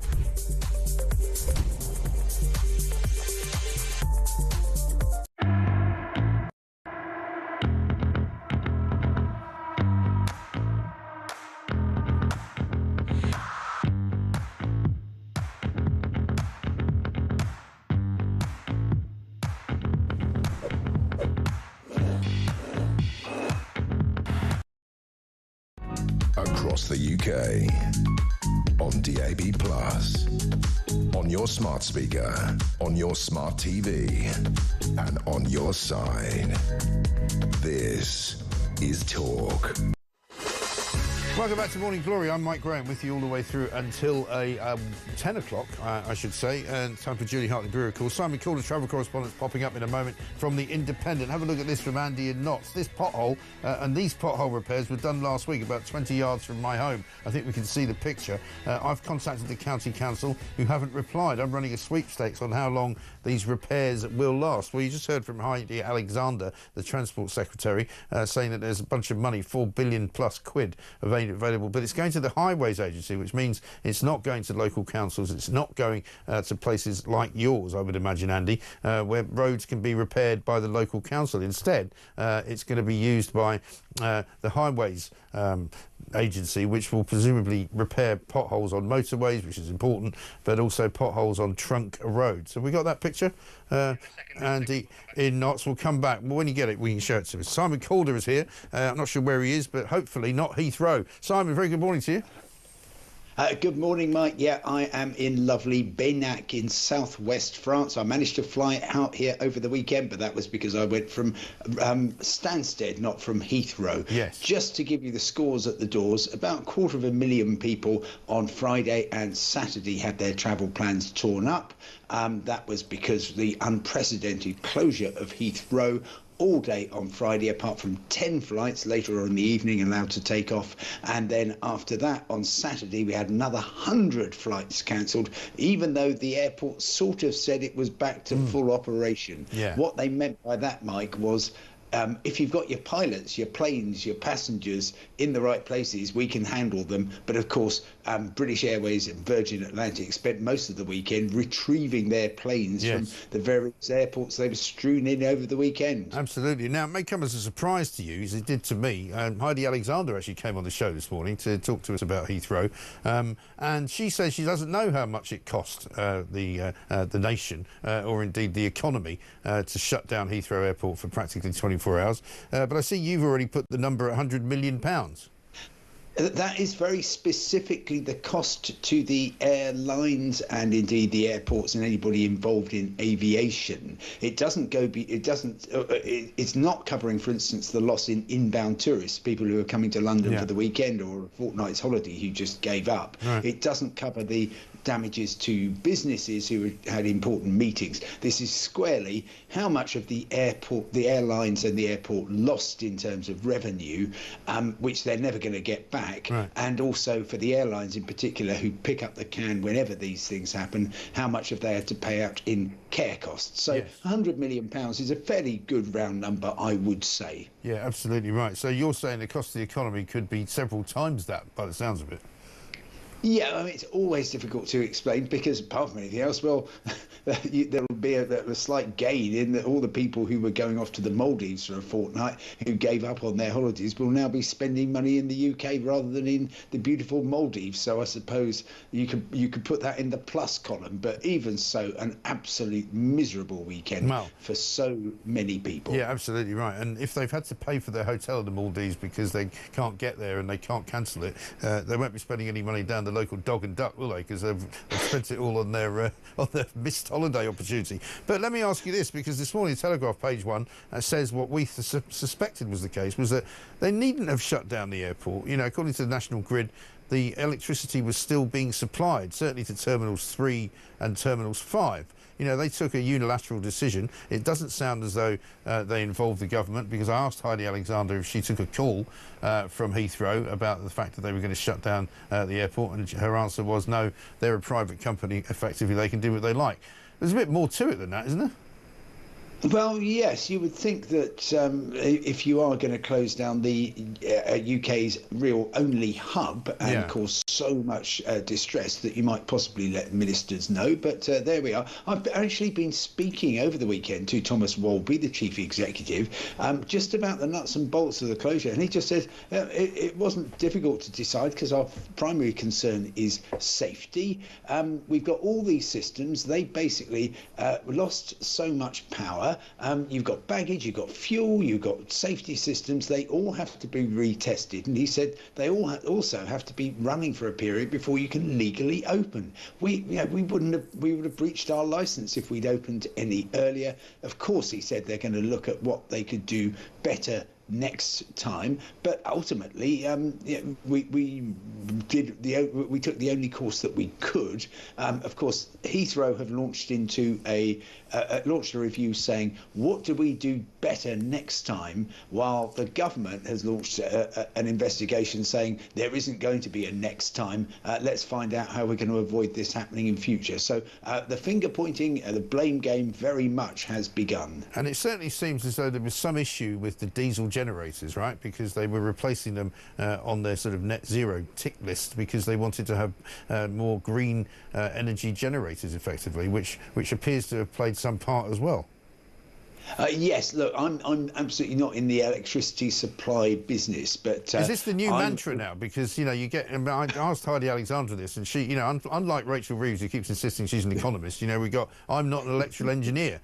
You're now saying something similar. Listen, we're journalists, Simon. We're experts at everything. Well, funnily enough, I don't know what was happening in terms of that, but we have had politicians over the weekend saying what we need is wind farms and solar farms near Heathrow to stop this happening again. I didn't point out that it was a still night and it was dark, so you wouldn't have got much energy. So who knows? We might see wind farms blossoming, which I think is quite inconvenient if you've got those massive towers quite close to where planes are landing and I don't think that would be a very good idea. But what I can tell you is that we spoke to a resident of the road in which the fire happened, who was literally saying that his house was near enough to the substation when it was on fire that he could actually feel the heat coming off it. And when I said to him, "How's your electricity supply?" he said, "Well, it went off for about an hour at 1 o'clock in the morning, then it came back." That was when I started wondering and asking the question, well, if you've got your electricity back, why hasn't the bleeding airport got it? I think that's a very valid question to ask.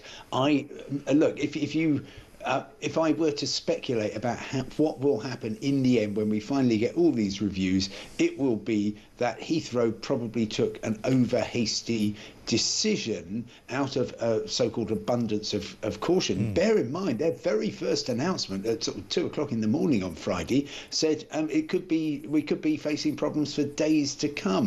By the following day, they were saying it's all fine, nothing to see here. So I think they probably were over-hasty. But I tell you what, the airlines are absolutely furious. In particular, British Airways, they take the biggest reputational and financial hit.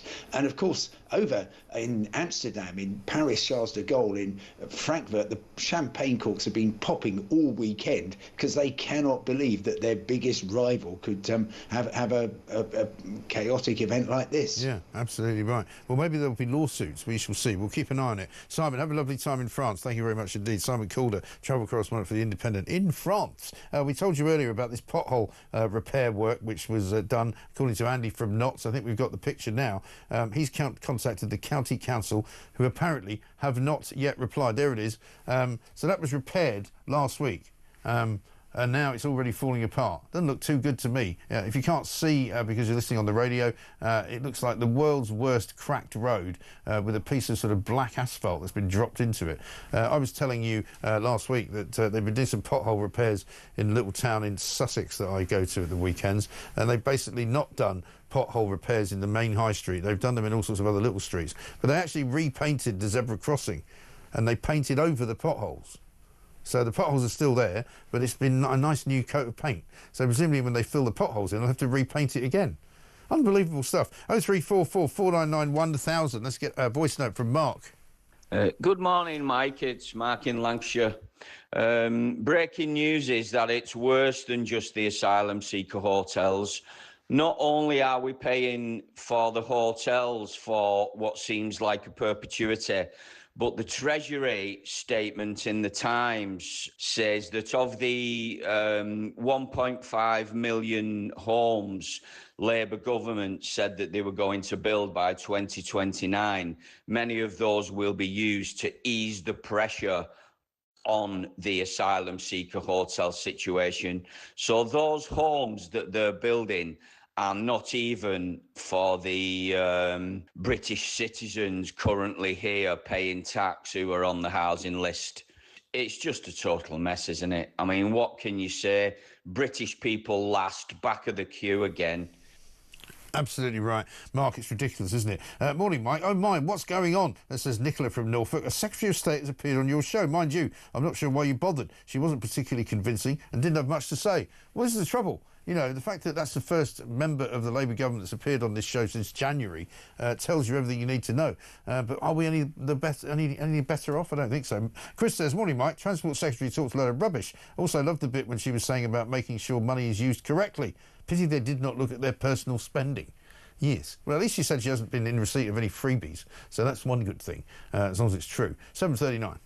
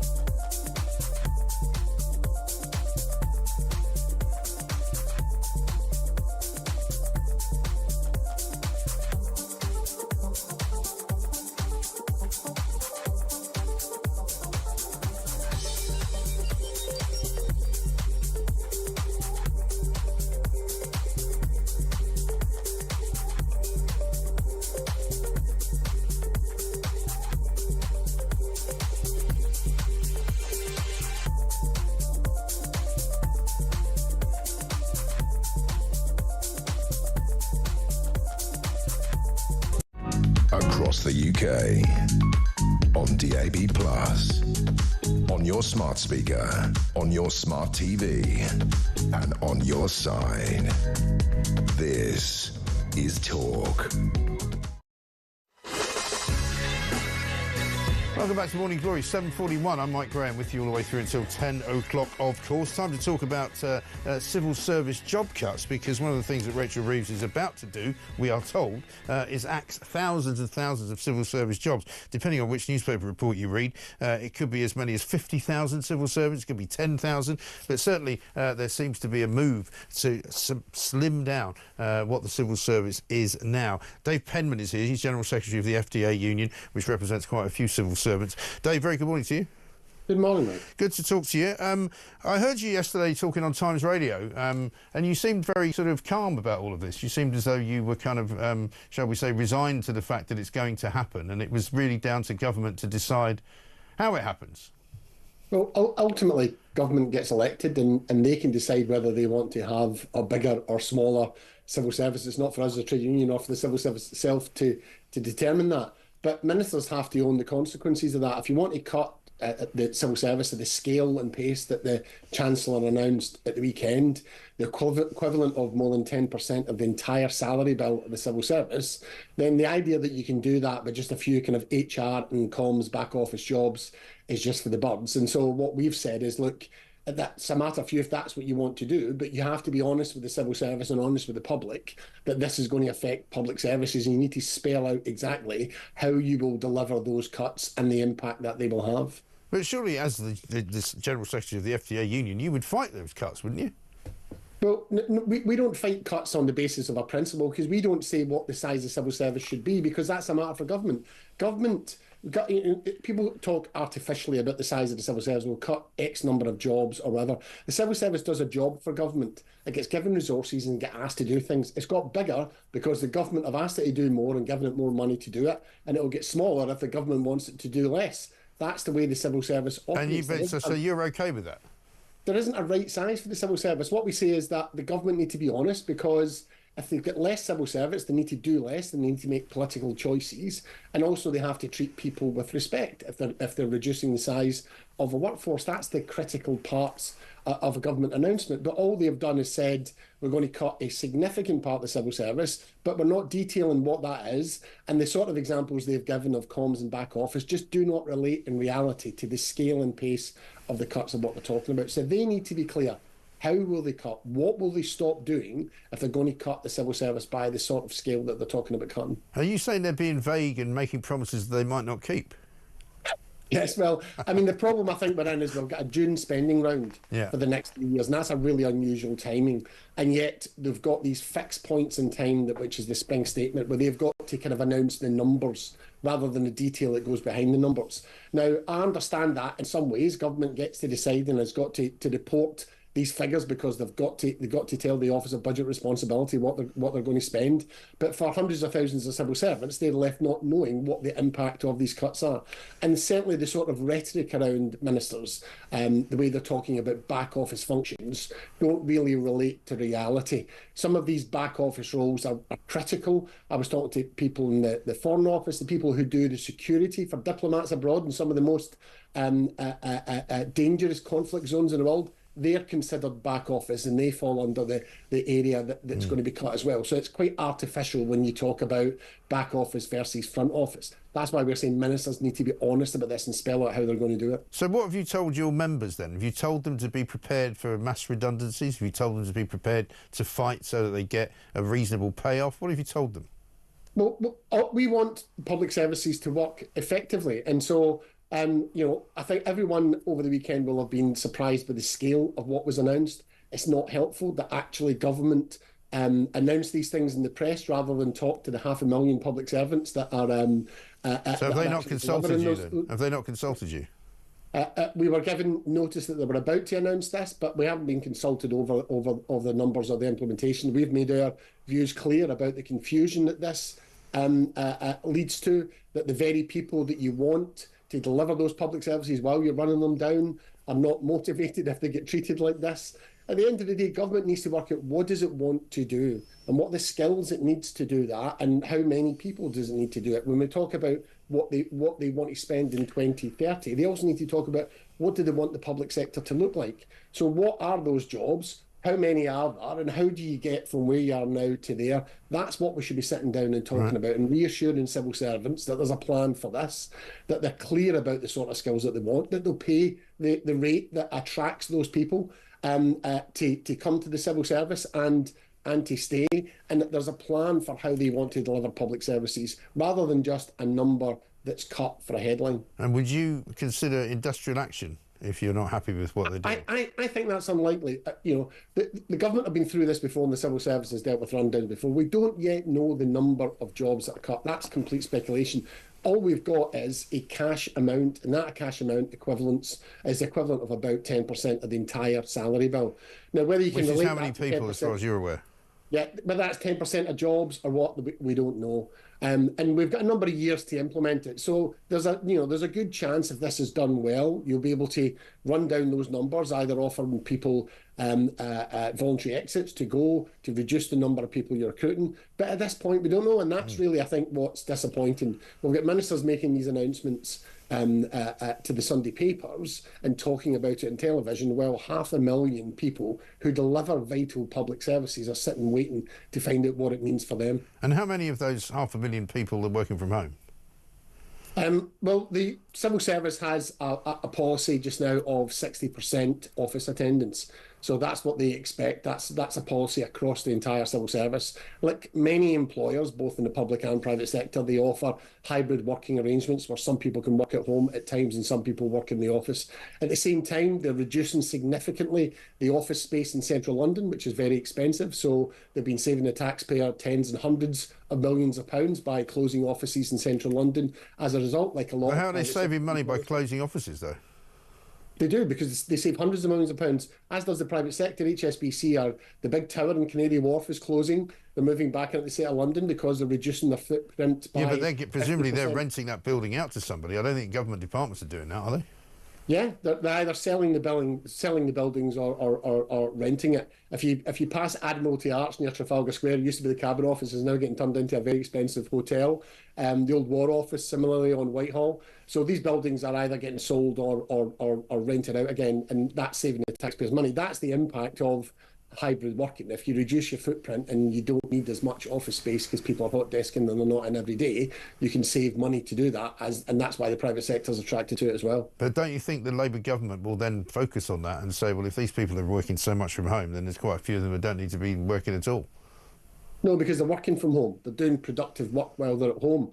Departments have done studies to find out if there's any difference in productivity from when people are working at home, from when people that are in the office. The modern world that people operate in, they can operate remotely. I'm talking to you from home just now, so that would have been unthinkable. Yeah, but you're just talking, though. I mean, you're doing what I do. I mean, you know, I'm talking about people who actually do real work for a living, you know, who actually, if they're not in an office together, you know, we all know that there's lots of civil service jobs are not as efficiently done as they could be. And there are plenty of studies that say that actually working from home is not as well productive. It's not as productive as being in an office. You know, there's a story in the Times today saying that employees in the UK are spending 2 days a week on average in the office, less than every other country out of 44 countries apart from the Philippines.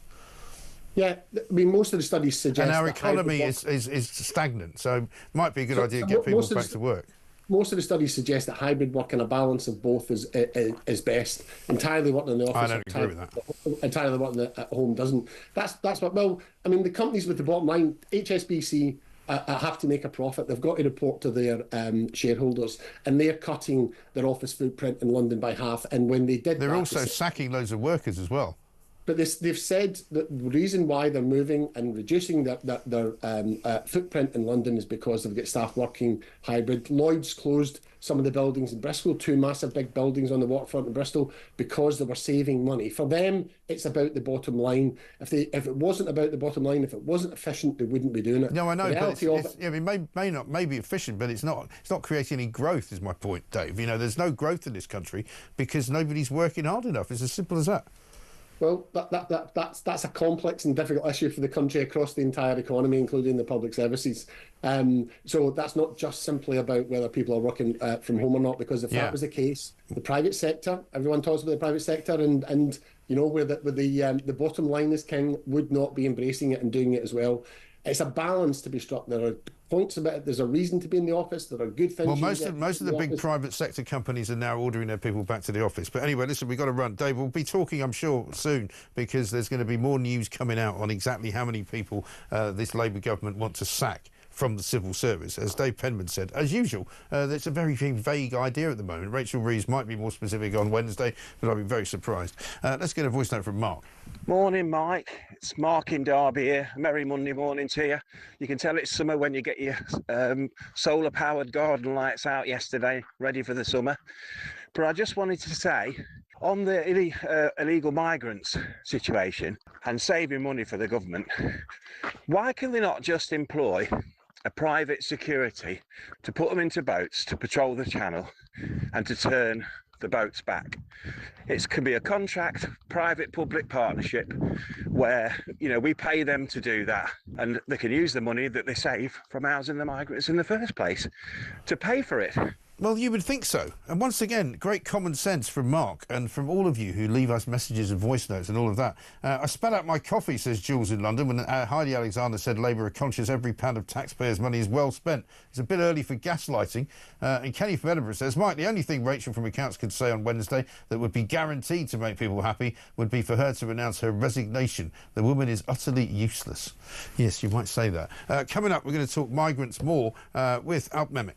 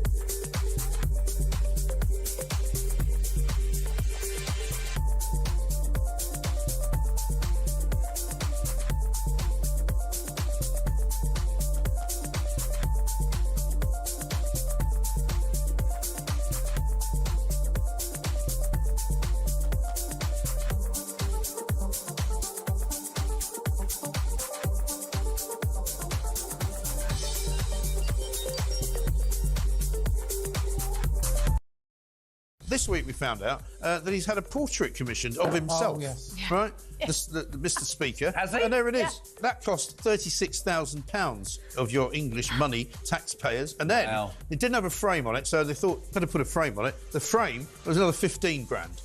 So he's 51,000. So 51,000 for him to hang a picture of himself so that he can look at himself in his all finery. And as if that wasn't enough. Oh, it's getting worse. Grace and Favour apartment, which he gets as the Speaker of the House, he's just spent £7 million refurbing it. £7 million.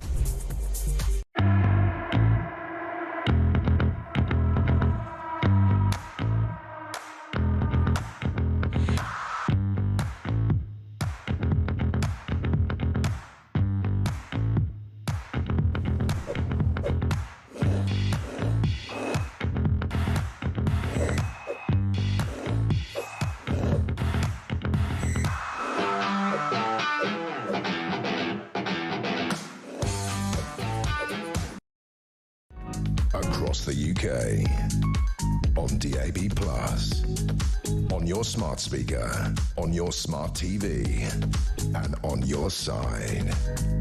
This is Talk. Welcome back to Morning Glory, coming up to very nearly 4 minutes to 8. I don't know where the time goes. It's up and at them outside. It's the 24th of March, I should say, and it's looking a bit grim.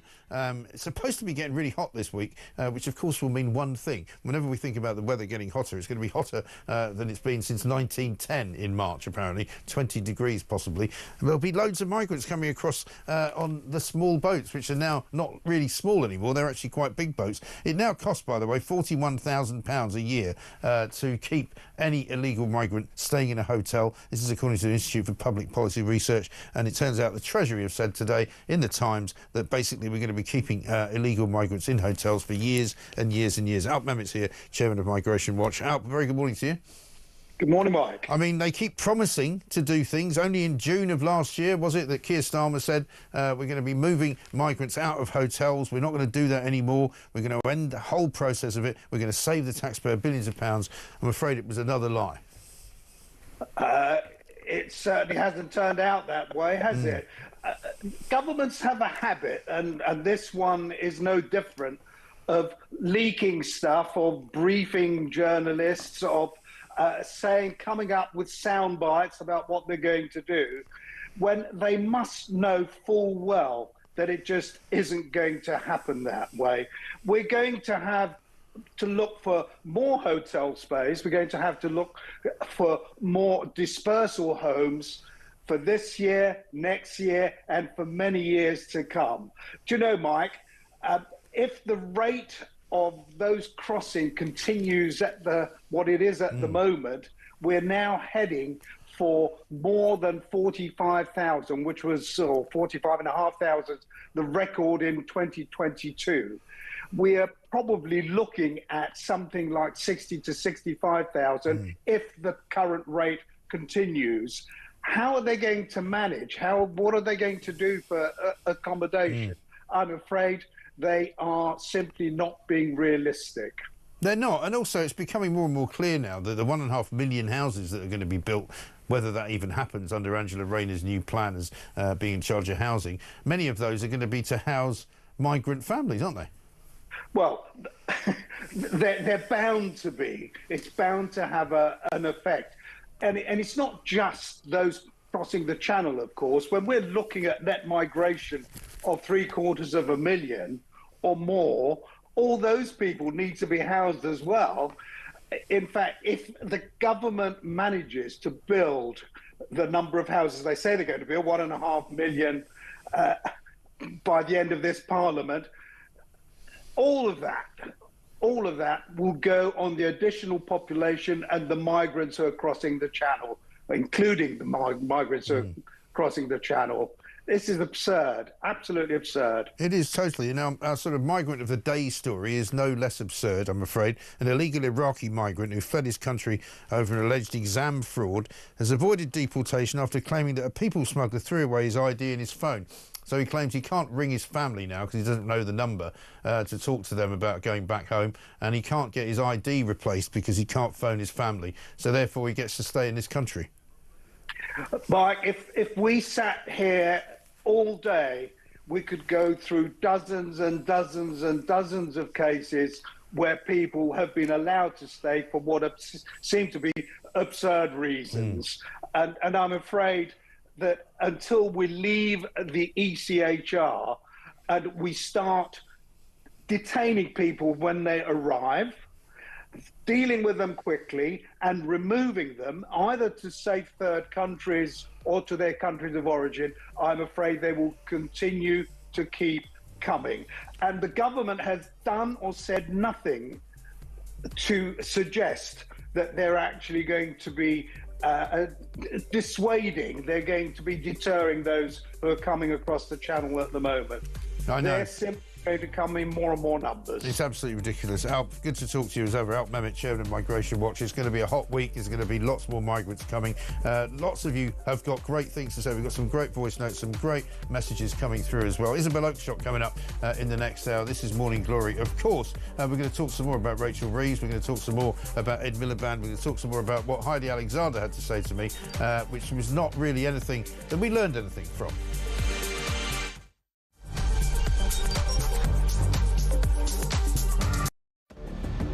I can announce this government will begin the biggest sustained increase in defence spending since the end of the Cold War. We will deliver our commitment to spend 2.5% of GDP on defence, but we will bring it forward so we reach that level in 2027. The answer from European capitals has been as resounding as it is clear. We are in an era of rearmament to respond to the short-term urgency to act and to support Ukraine, but also to address the long-term need to take on more responsibility for our own European security. On Saturday, we also agreed a new £2.2 billion loan for Ukraine, backed not by the British taxpayer, but by the profits from frozen Russian assets.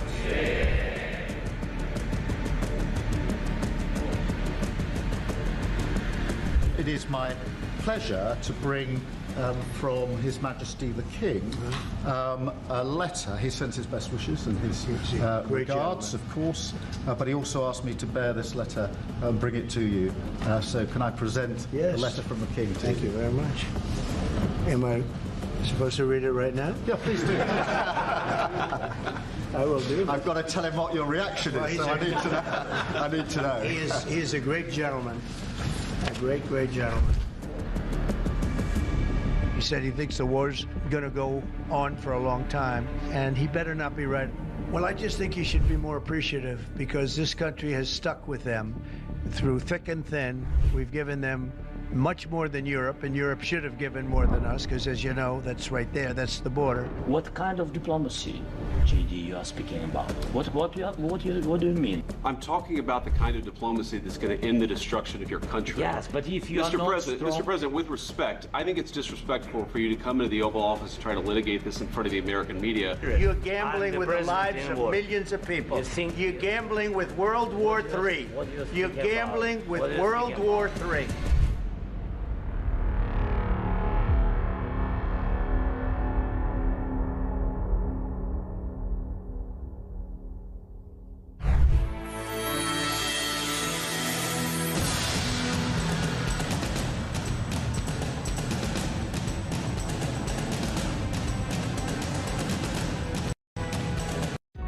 Across the UK, on DAB+, on your smart speaker, on your smart TV, and on your side. This is Talk.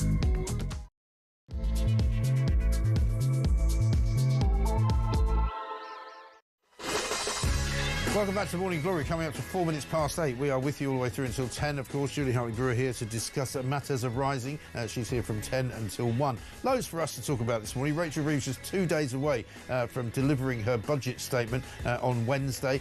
She'll be getting up in the House of Commons and basically unveiling her plan to sack thousands and thousands and thousands of civil servants, thereby supposedly creating a load of growth. Don't understand why she's going to do that. She spent most of the weekend defending herself against taking some freebie tickets, of course, on the backhanded compliment that somebody invited her to a box at the O2 for Sabrina Carpenter's show. She said, "I took a member of my family. I thought it was the right thing to do." Oh, really? Well, what about Lord Ali? And what about the freebie tickets for Taylor Swift? What about the freebie tickets to New York for Angela Rayner? What about the free spectacles? What about the free clothes? I mean, I thought Labour had left all that behind. It turns out they haven't. Heidi Alexander, the Secretary of State for Transport, was on earlier. She doesn't know how much Heathrow shutting down cost the economy. She didn't get a phone call from Heathrow to say they were shutting the place down. It doesn't seem to me that she knows very much about what she's actually doing. She says they might have to learn from their mistakes, but very clearly there is a sort of narrative right now that Heathrow seem very pleased with themselves for recovering so quickly. Incorrect. And the government seems very pleased that they did everything right. Also incorrect. Isabel Oakeshot's going to be here to talk to us about that, because we told you on Friday that people in the same street as the fire in Hayes, just outside of the perimeter fence at Heathrow, had their power restored after 1 single hour. So why the hell did Heathrow have to shut down, costing, as Simon Calder says, more than £100 million just to the aviation business alone? Never mind how much it cost the economy. Heidi Alexander doesn't know how much it cost the economy. I don't suppose she'll ever know. 0344 499 1000. Also, the price of beer has risen to an average of more than £5 for the first time ever. Here's what Rachel Reeves said she'd do during the budget. So today, instead of uprating these products in line with inflation, I am cutting draft duty by 1.7%, which means a penny off the pints in the pub. Yeah, cheers. I've had to drink water. I can't afford beer anymore. It's gone up to over £5 on average around the country. Try getting a pint for £5 in London and see how you get on. 0344 499 1000. Workshire Brits are leading the way. We're number one at something, apart from the Philippines, by the way. Apparently working from home is a big thing now. We just spoke to Dave Penman, one of the big union leaders in the civil service, who's facing the axe massively in his business. Apparently, on average, people work in offices only 2 days a week in this country. Absolutely unbelievable. We'll also talk about the workers sacked for slamming Hamas. That happened over the weekend. Basically had a go at Hamas for Severn Trent Water, and they got rid of him. We'll also be talking about a great many other things as well, including how breaking up from your ex-partner can sometimes take as long as 4 years. Absolutely incredible stuff. This is Morning Glory. Let's get it on.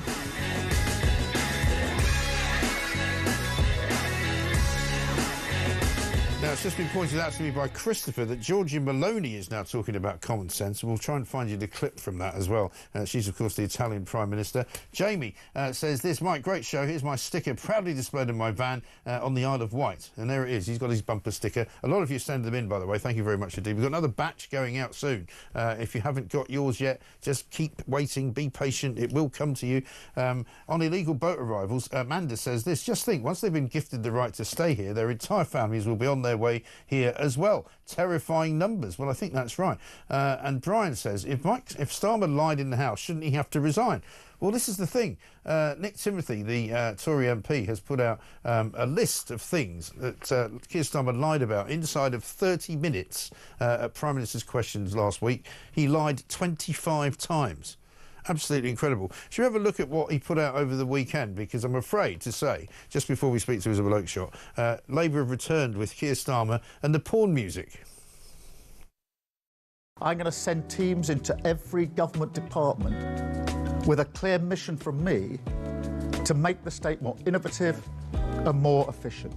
But we also need to go further and faster on regulation. Over a number of years, politicians have chosen to hide behind vast arrays of quangos, arm's-length bodies, regulators, reviews, you name it, using taxpayer money to stop the government delivering on taxpayer priorities. I mean, who does he think he's talking to? Let's talk to Isabel Oakeshott, Talk's international editor. Isabel, very good morning to you. Morning, but he's got his sleeves rolled up, Mike, so you know he's business. Of course. I mean, it's so ridiculous, isn't it? It's like pantomime politics, isn't it? They're just kind of, who's the back end of the pantomime horse this week? Oh, and then I read this morning that Angela Rayner apparently asked if she could go on a safari in Ethiopia when she was on her completely bewilderingly unnecessary gallivanting trip. Yes. To go to visit the Ethiopian Stock Exchange. What's that all about? I know, absolutely extraordinary stuff. We'll get on to Rachel Reeves and the budget coming up in a minute, but let's talk about Heathrow, because you and I both spoke about this last weekend, on Friday in fact, and I was very sure that the electricity supply in that part of London had been restored, because we spoke to a resident of the road where the fire happened who said, oh yeah, my electricity was only out for an hour and then we got it back at about 1:30 this morning. And so I said to myself, well, how is it possible that Heathrow's completely out of power if the local surrounding area isn't? And it now turns out that it wasn't out of power, but they made one of these ridiculous kind of, safety decisions to shut the whole thing down. I think there's going to have to be a very, very thorough inquiry into how this, what could have been a kind of, sounds as if it could have been a fairly contained mishap, turned into a total catastrophe with huge consequences for vast numbers of people who were trying to go to important places that day. I'm genuinely still exercised by the fact that the CEO chose to go to bed that night. Right. I just can't fathom how somebody in that position of authority would make that decision and could even actually sleep under those circumstances. Now, someone messaged me yesterday to say, oh, be fair kind of thing. This turns out to be a, best practice, that they'd set up this plan for the eventuality of an emergency, and they were going to sleep on rotation with the CEO sleeping, and then the chief operating officer would take over and so on. I really don't care about best practice in a situation like that. As it turned out, there were only a few hours in which to act to actually mitigate this disaster. And at that time, during those few hours, the CEO was literally sleeping. Right. And I haven't heard any good explanation or justification for this. All I've heard is the guy saying that he's actually proud of how this played out. Well, I mean, that was a shocking admission, wasn't it, from him? We're talking about this guy who's a Danish CEO called Thomas Waldeby, Heathrow's chief executive. I mean, you've got one job, right? You run the busiest airline in Europe. You run one of the busiest airports in the world. Basically, it doesn't operate, and you can lie there in bed sleeping. I mean, maybe it's a Scandinavian sort of, Zen state that you get yourself into, but it seems to me to be remarkable that they would not have done their level best to keep the place open, instead of which they seem to do their level best to close it. And when, Simon Calder's estimated that the event itself will have cost about £100 million to airlines and to the aviation business in general. But the cost to the economy is even bigger. When I asked Heidi Alexander, who amazingly came on the show this morning, she didn't know. She had no idea. And when I said to her, by the way, don't you think as part of the, examination into the infrastructure of our sort of public defences, that Heathrow Airport should really be powered by an electricity substation inside the perimeter fence and not outside? She said, oh, well, I'm not an electrical engineer. Well, I think it's very apparent from what the National Grid has said, and also from what sources have said within the industry, that there were plenty of other ways that this could have been prevented. Yeah. And simply saying, oh, it's all too difficult, and this was a completely exceptional thing that happened, isn't going to cut it. Other airports in the world, really enormous other airports. I could give you an example of the Dubai airport, which is massive. Yeah. Apparently has every backup that's needed. I cannot imagine this happening in many other countries which pretend to be first world countries. Right. No, well, I was caught up in the middle, I think I mentioned this on Friday, in the middle of the one that happened in Niagara in America. It was back in the sort of early part of this century, I think. And I was stuck at Newark Airport, and all the power had gone out on the East Coast seaboard, from sort of Boston down to Philadelphia practically. But after about 4 hours, they got international flights back up and running, and they had generators that were running the airport, running the runway, and it was certainly not a 24-hour problem. Yeah, exactly. So much more information still to come out on this, and I think, frankly, heads should roll over the way it was handled. Yeah, totally. We looked a complete international embarrassment, although that is actually, unfortunately, a status that we're pretty used to at this point. Yeah, I mean, it really is. I mean, if we have to find something that works properly in this country, I think we'd be spending quite a long time doing it. Speaking of which, let's talk about Rachel Reeves, because Rachel Reeves doesn't work properly either. And quite frankly, I'd quite like my money back. I always want my money back, Mike, when it comes to any taxes that are being squandered, and I'm afraid they are squandered on an industrial scale in our country. I mean, she just talks nonsense, doesn't she? And there's a real issue over her judgment, I think. You know, the story about the free ticket that she felt compelled to accept to a concert. I mean, I just can't imagine the judgment call that she made there. It's not an expensive thing. I mean, for most of us, 600 quid to go to a concert is a colossal amount of money. I mean, I certainly don't have 600 quid spare to go to a concert. So she must have, how come she didn't think that when she accepted those tickets and thought to herself, this is all going to be okay? I mean, I'll just take that hospitality. I know. You would think It's not a huge amount of money. It's not a huge amount of money in the grand scheme of the kind of figures that she's playing with when she's imposing record tax rises on a completely battered nation. And yet here she is living it up at a concert. I just don't get it. Well, at the very least, you'd think that Keir Starmer would say to all of his senior cabinet colleagues, including even down to maybe the junior ones, look, we're having a rough time. There's a lot of austerity going on. We're going to have to cut. We're going to have to sack people. Whatever you do, don't be seen taking freebies to things which are considered to be rather expensive and out of reach of ordinary people. But let's have a look at what she said when she was asked about this by Laura Kunsberg. I went with a member of my family to see a concert a couple of weeks ago. I do now have security, which means it's not as easy as it would have been in the past to just sit in a concert, although that would probably be a lot easier for everyone concerned. So, look, I took those tickets to go with a member of my family. I thought that was the right thing to do from a security perspective. Did you pay for them? Because you could pay for them. Well, these weren't tickets that you could pay for. So there wasn't a price to those tickets. Obviously, I will declare that the value of them, but they weren't tickets that you were able to buy.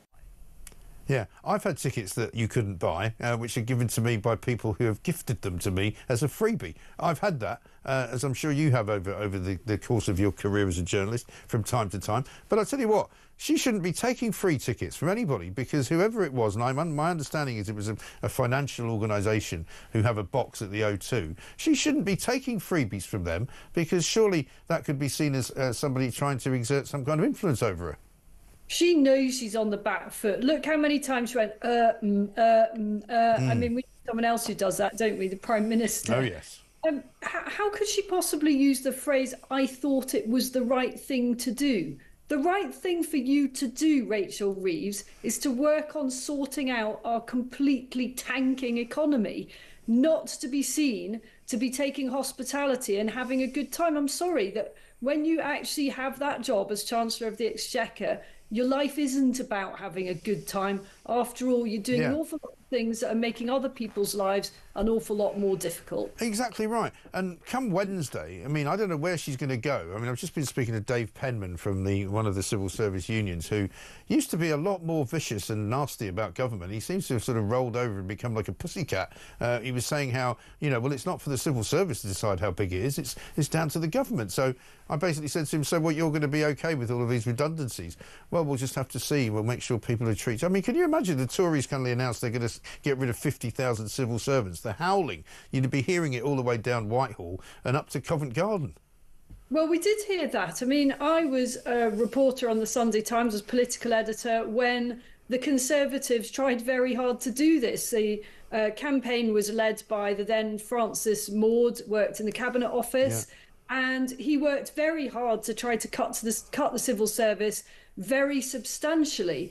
And he has since, quite recently, written about how difficult that was. Because Labour sources, Labour activists put up such resistance within the civil service itself and beyond. Now, the Tories did manage to cut the civil service quite substantially before 2016, and then, hey presto, it went rocketing right back up again. And was it the same interviewee, Mike, who was trying to claim that the government is already saving loads of taxpayers' money by using less office space? I mean, this is nonsense. It's just not true, is it? The vast majority of them work 1 or 2 days a week in the office. Right. They grace the office with their presence on those occasions. And that means that the government has to keep the offices up and running, even though they are half the time like ghost ships. Yeah. And before anybody... But I'm not aware of state offices or, like government's departments, buildings being sold off in Whitehall, are you? None at all, none at all. I mean, if that is the case, then it is a very exceptional story of a government triumph that they're not actually trumpeting. And since they spend the whole time trumpeting triumphs that aren't actually real, I think we'd have heard about it if they're selling flagship buildings on Whitehall for multi-hundreds of millions of pounds, because these are vast buildings, and I'm sure they're worth a huge amount. He made an example, but I think that example dates back absolutely years ago. Yeah, absolutely right. I can't imagine what she's going to do on Wednesday to even save her own job. I mean, it looks very much, from what we're reading this morning, the skids are very much under Rachel Reeves. I mean, do you think there's a possibility that Starmer will finally, even though people have said, oh, no, we can't get rid of her, really, because it will be a bad reflection on him, I think we're beyond that now, aren't we? Oh, I'm not sure we are beyond that, unfortunately. I mean, you know, it's easy to be proven wrong rather quickly, but at the risk of that, I would have said he'll hold on to her for a good bit longer. He might hold on to her until we are demonstrably in recession. Here's hoping that doesn't happen to the UK economy. I mean, if we do go into recession, that would give him a very good basis, as if any more were needed, to shuffle her out of that position. But I think he will wait until those economic indices come in. Hopefully they won't, but I mean, I just see that we're heading in that direction, or at the very least just flatlining. And the idea that they're doing everything to get growth is just a nonsense, isn't it? Well, of course it is. Absolutely right. Good to speak to you, Isabel Oakeshott. Thank you very much indeed. Talks international editor. Nikki says, morning, Mike. Happy Monday. So if Rachel Thieves' tickets couldn't be bought, how does she know what value to declare on her expense claim? Good question. And one from Nikki, who says, if the tickets were complimentary, why couldn't she give the value of the tickets to a charity close to her, or maybe send it to a pensioner? I imagine they were a few £100, which would give a pensioner heating for a month or two. Yeah, well, we're told they were £600. I don't know if they were £600 each or £600 for the pair. But let's get a voice note from Paula. Morning, Mike. Paula from Liverpool. I was absolutely raging watching Rachel Reeves on Laura Kuenssberg yesterday. Do they think we're all stupid? How could she sit there and let us think that we believe that the recent interest rate reductions have been because of what she has done? It's just ridiculous. They must take us all for fools. Inflation was coming down worldwide for the past year. Of course, interest rates were going to come down. In fact, they've stalled under what she's done. And I just despair. Thank God you're here, Mike. Paula, thank you very much indeed. I think despair is the one thing that everybody feels right now, because the economy is literally flatlining. There's no good news coming up anytime soon. Wednesday's spring budget is not going to put a spring in anybody's step, I can tell you that. And at the end of the day, every single part of this government is failing. And yet they keep standing in front of cameras and microphones telling us how well it's all going and how they're working for the working people. I mean, have we got that Keir Starmer submarine thing? By the way, it turns out that on the submarine, he invited somebody from the New York Times to shadow him all day, right? Why? Because he thinks that Donald Trump reads the New York Times. And he thinks that if the New York Times writes something nice about him and Donald Trump reads it, then it will be good for the transatlantic relationship. Any word from Starmer on this? Yeah. Possibly not. Have we got the submarines? We will have. Oh, we haven't got it yet. No, we're going to try and find him. Joanna from Salisbury says, solar panels on school roofs. Would it be better to spend the money on fixing the crumbling rack concrete first? Well, you might well say that. I don't know. We'll be back after this.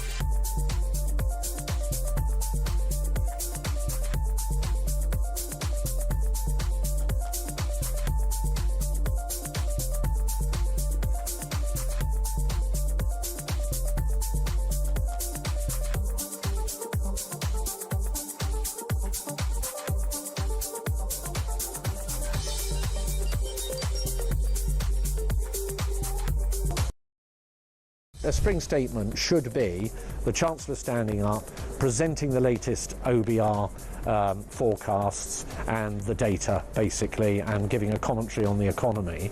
A fiscal event, a budget, is where you have to make major changes, either to tax or borrowing or spending, or indeed amending your fiscal targets. But a big change in spending within the forecast is a major fiscal move, and that is why it's an emergency budget, not a spring statement.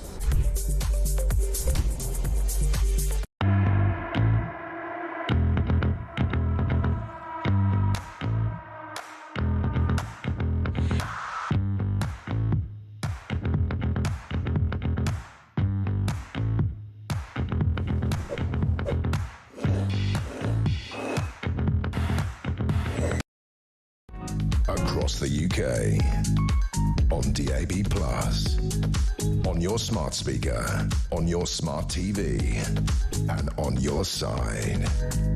This is Talk.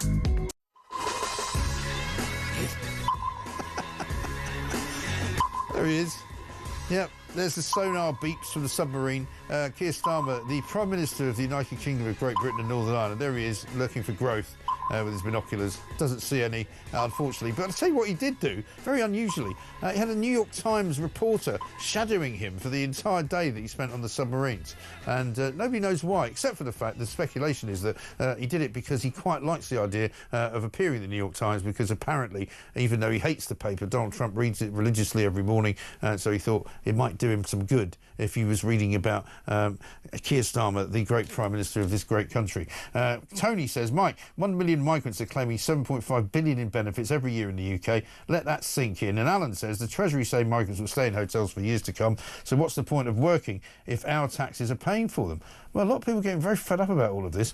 Let's hear from Phil on Rachel Reeves. Good morning, Mike. Phil from Nottingham. I just want to correct you. I think you will find that Rachel Reeves is an electrical engineer, always wanted to be an electrical engineer, studied as an electrical engineer, and indeed has a degree as an electrical engineer, and did indeed work as an electrical engineer.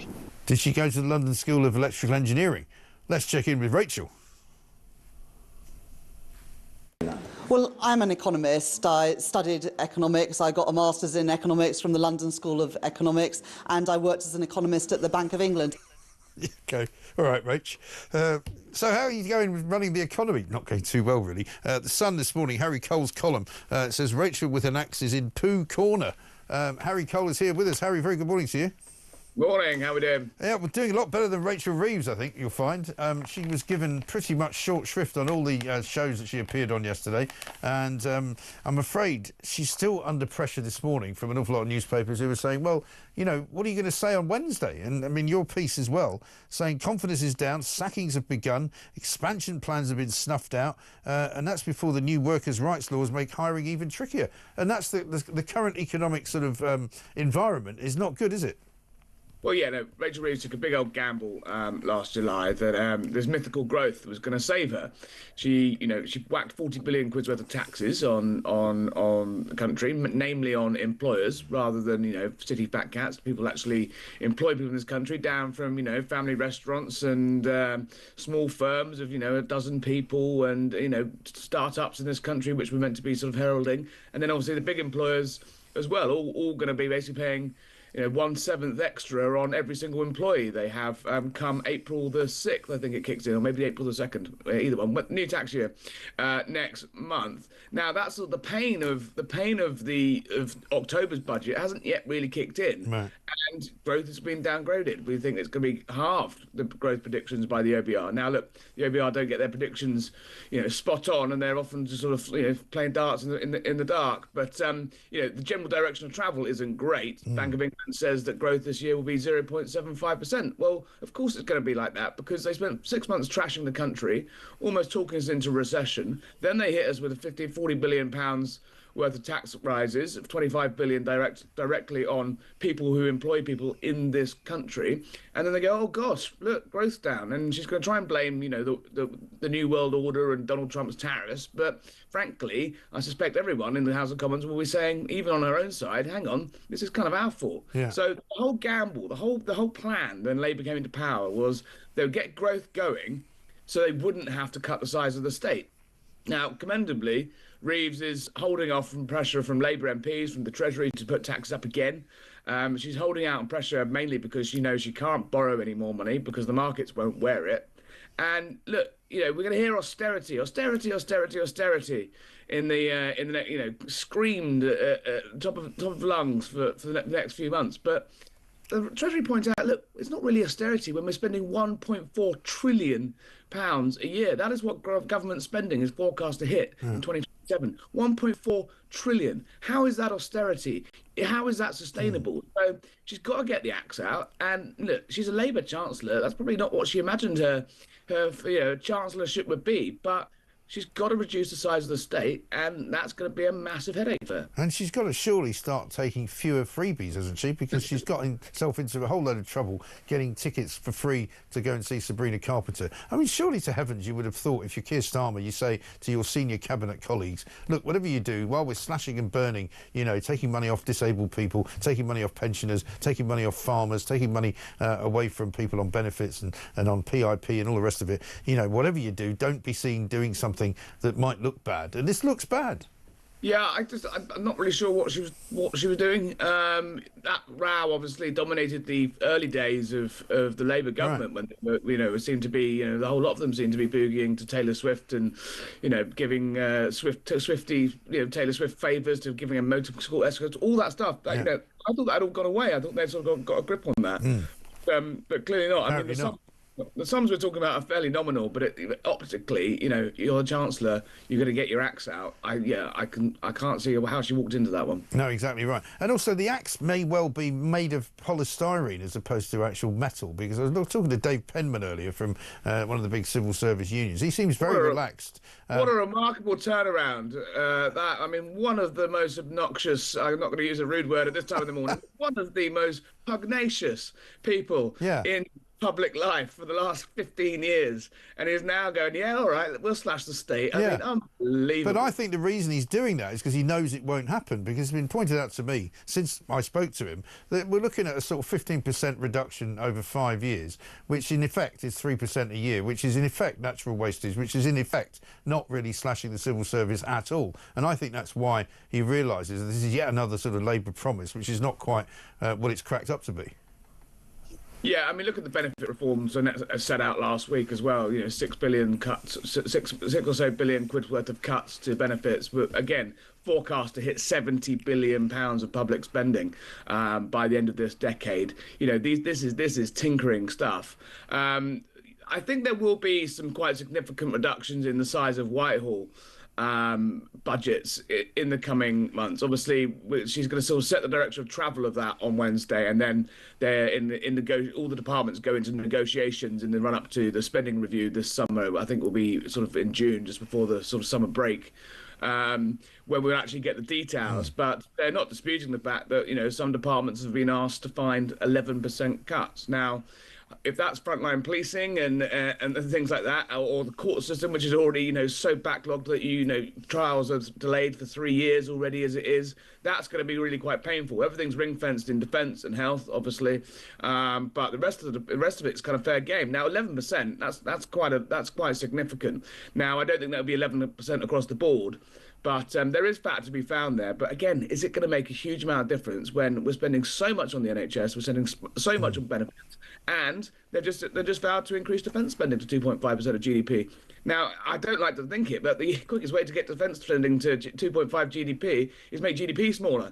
But I don't think that's exactly their plan. They are going to have to find extra money from there. So it's very much moving very small deck chairs around, you know, a very expensive ship. It is really. And talking of very expensive ships, I mean, I should have credited you earlier with the submarine story. I enjoy that one. I did. I really like that one. Yeah, particularly because of the fact that Donald Trump reads the New York Times because he hates it so much. But I mean, it's not been a great weekend for Starmer. He was dissed by yesterday, Donald Trump's chief negotiator with Putin, who more or less said that he was a sort of plastic soldier wandering around trying to pretend to be Winston Churchill, and the whole British plan was a kind of load of crock of nonsense. Well, look, Steve Witkoff's the Trump's negotiator is, he made some fairly dubious claims this weekend about how it all works in the world. But I think that one will jar a little bit for the Prime Minister, because there is a resonance of truth. The coalition of willing, as he's trying to put out, turns out not to be that willing. Right. And that's a problem, because, it's just us and France at the moment that have pledged troops. Between us, we probably can, I don't think we're going to get anywhere near the sort of 30,000 troops that were required to keep peace in a frontline region the size and scale of the Ukrainian-Russian front lines. And frankly, there's not a peace deal to enforce at the moment. This was always the problem. This is why the Americans were getting quite frustrated earlier a few weeks ago, is that, look, we're all talking about American backstops and American, and enforcing the peace deal. There is no peace deal to enforce. We've got to get the deal first, and then we can work out, almost enforcing it is the easier bit. Getting the Russians to the table is the harder bit. And I think that's proving to be increasingly difficult. And I think that's why we're seeing some of these sort of outbursts a little bit from Trump and the people around him, is that actually, has the president bitten off more than he can chew here? He promised to get a peace deal within a week, then in 24 hours, and then it was in the first term. And now it's looking like further and further forever. We're seeing they've got the Ukrainians to take the knee, essentially, and say, yes, they will accept an unconditional ceasefire. And the Russians have laughed in their face and sent the drones back over the border to kill and maim more Ukrainians. And these talks that are happening in the Middle East this week are essentially tinkering. They're saying, oh, we'll find a way of having a short ceasefire around energy supply.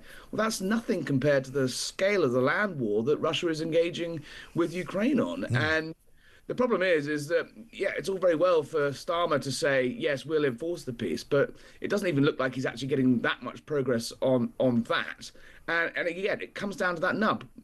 Peacekeepers for what peace deal? Until there's a peace deal, I think everything else is basically posturing. Yeah, and I think that's probably what the problem was from the American side. But great to see you, Harry. Thank you very much indeed. Harry Cole, police editor at The Sun. Column in there today, page 10, every single Monday as well. It's a must-read. Rachel with an axe is in Pooh Corner. Not surprisingly, you'd have to say. Let's get a voice note from Adrian. This is Adrian from Heathfield. Great show as always. Just listen to Heidi Alexander, and what a joke. Where we live, there is a road, Halley Road, absolute mass of potholes. It looks like you're in a third world country. Council sent a truck down. They repaired one hole, taking most of the day. That was it. When the road reopened, one pothole fixed. Oh, and in the verge, under the hedge, loads of tarmac just chucked there. Obviously, they only had instructions to fix one. Wilton District Council. What a joke. That is ridiculous, isn't it? Absolutely ludicrous. Ed from Thurrock says, morning, Mike. Great show. A lot of common sense this morning. Let's remember what Sunak said about the Labour government and how they will raise your taxes. Well, we saw it coming, but people decided to ignore the warning and cut their noses to spite their face. Now, my take is sometimes people need to be taught a lesson. And my goodness, what a lesson this will be. Shame there will be nothing left to salvage when they're done with the country. But I suppose we live and learn. And Lisa says, what a joke, that Labour politician saying we want to spend taxpayers' money wisely, not counting giving the billions away to Ukraine, foreign aid, illegal immigrants, green agenda, etc., etc., etc. People are not happy. People are very, very fed up. It has to be said. We'll be back after this.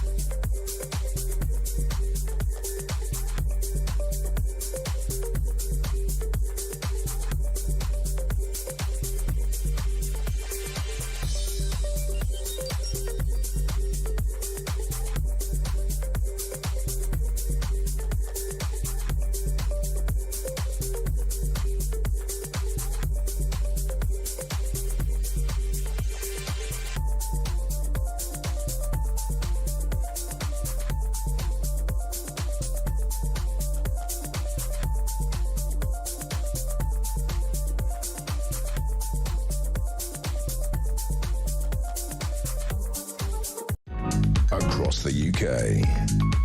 On DAB+, on your smart speaker, on your smart TV, and on your side. This is Talk.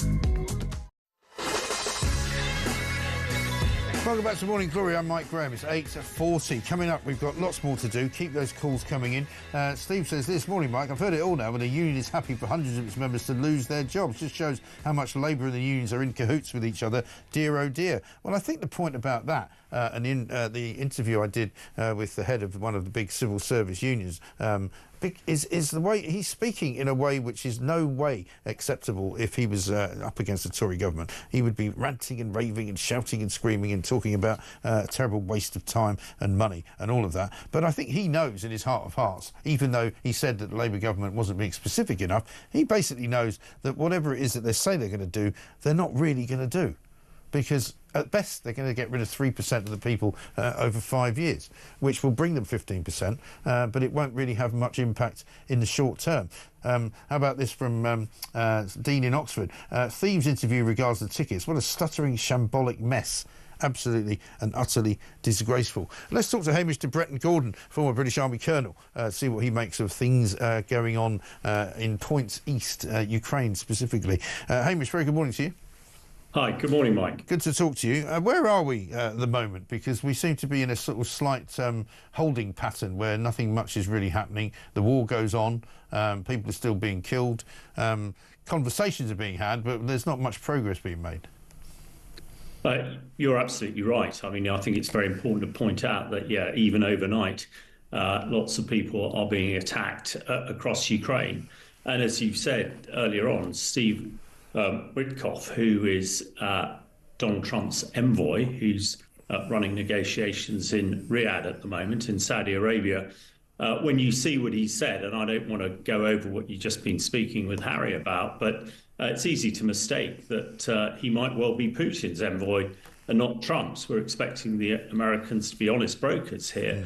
But at the moment, they seem to be, or certainly Witkoff, is really playing into Trump's hands. And I think the key thing that we all recognise here is that President Putin thinks he's winning. He doesn't see any reason to go for a ceasefire. He's always said that he wants to reintegrate Ukraine back into Russia, which Steve Witkoff seems to agree with. And he thinks he's making steady progress. And now that there is confusion, and as you said, the plan that Starmer and Macron are bringing together, lots of people, are criticising, not giving it the sort of chance to get going. So, yeah, things seem to be stagnant at the moment. But, if I was Zelensky and Ukrainians, I'd be pretty concerned that maybe they're about to be sold down the river. And the only way that that's going to be stopped is if a determined Europe provides some military heft to police a ceasefire. But as you absolutely rightly say, at the moment there is no sniff of a ceasefire and no chance that the guns are going to stop anytime soon. I mean, Donald Trump said a few days ago that if there was no kind of peace deal emerging, that he would sort of turn the screw, if you like, on Moscow and try and do something economically to them. Is that still on the table, do you think?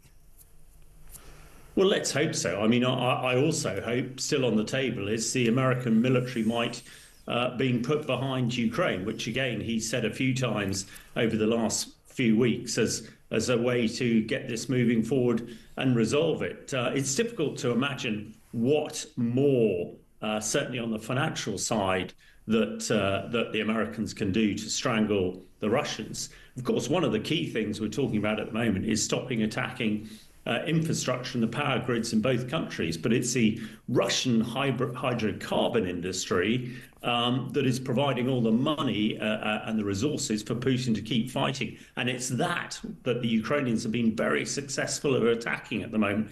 So you would have thought the only person who really would want to stop attacks on infrastructure and power is Putin more than the Ukrainians. So at the moment, everything, as you say, is pretty stagnant. And it's not very hopeful as we go well into the third year of this war. And let's not forget, it was started when Russia invaded on the 24th of February 2022. Indeed. Good to talk to you. Hey, Mr. Brenton Gordon, thank you very much indeed. Former British Army Colonel there, saying that we're not really getting anywhere at this point. The war continues, the peace does not. But at least they're sitting around a table, so you'd have to hold out some hope that something will emerge over the course of the next few weeks. We shall see. We'll keep eyes on it, of course. Mark says this from Caterham. Last week it was Labour and adult film titles. This week it's going to be Carry On Chancellor. Tickets you can't buy. So where did she sit? On the floor? In the fire exit? No, it was in a box, a free box, but it's okay. It's declared. These are tickets you can't buy. It's almost like a ticket tout outside one of these shows, isn't it? These are tickets so good you can't buy them. But you can buy them, actually. Glenn from Leeds says this: the Reeves bot is as robotic as Theresa May, but at least May was honest. Mike, can you put together a compilation of all her nervous misspeaks, or she's delaying to think of a lie? I mean, she really is one of the worst performers the Labour government have got, which is saying something. There's an awful lot of them. Andy Cleethorpe says he's a bit confused. If the tickets Rachel Reeves received had no value, how is she going to declare the cost of them to the appropriate authorities?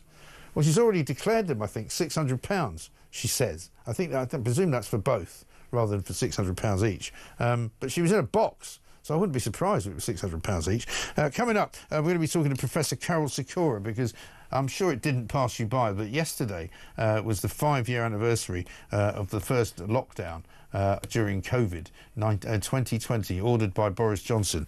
And, I mean, sometimes you try not to think about these things, and sometimes you can't quite believe what people did. I was watching a little sort of compilation of various things that happened, like people clapping for the NHS and children dancing in front of television screens, and people working out in sort of their front gardens with other people in their front gardens. It was all very curious and strange and weird, and for heaven's sake, it now looks as though it might well have all been for nothing anyway.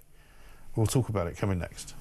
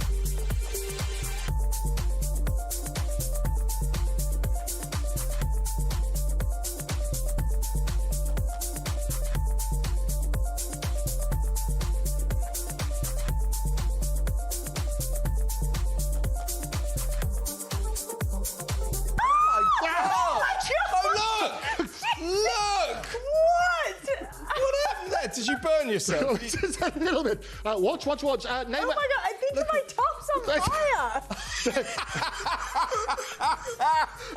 David times Tamara. 2017. 2020 and 17 seconds. Let's have a look. Oh, The look, time it there is. Is 2020 and exactly 17 seconds. That's amazing. What just happened? What just happened, indeed?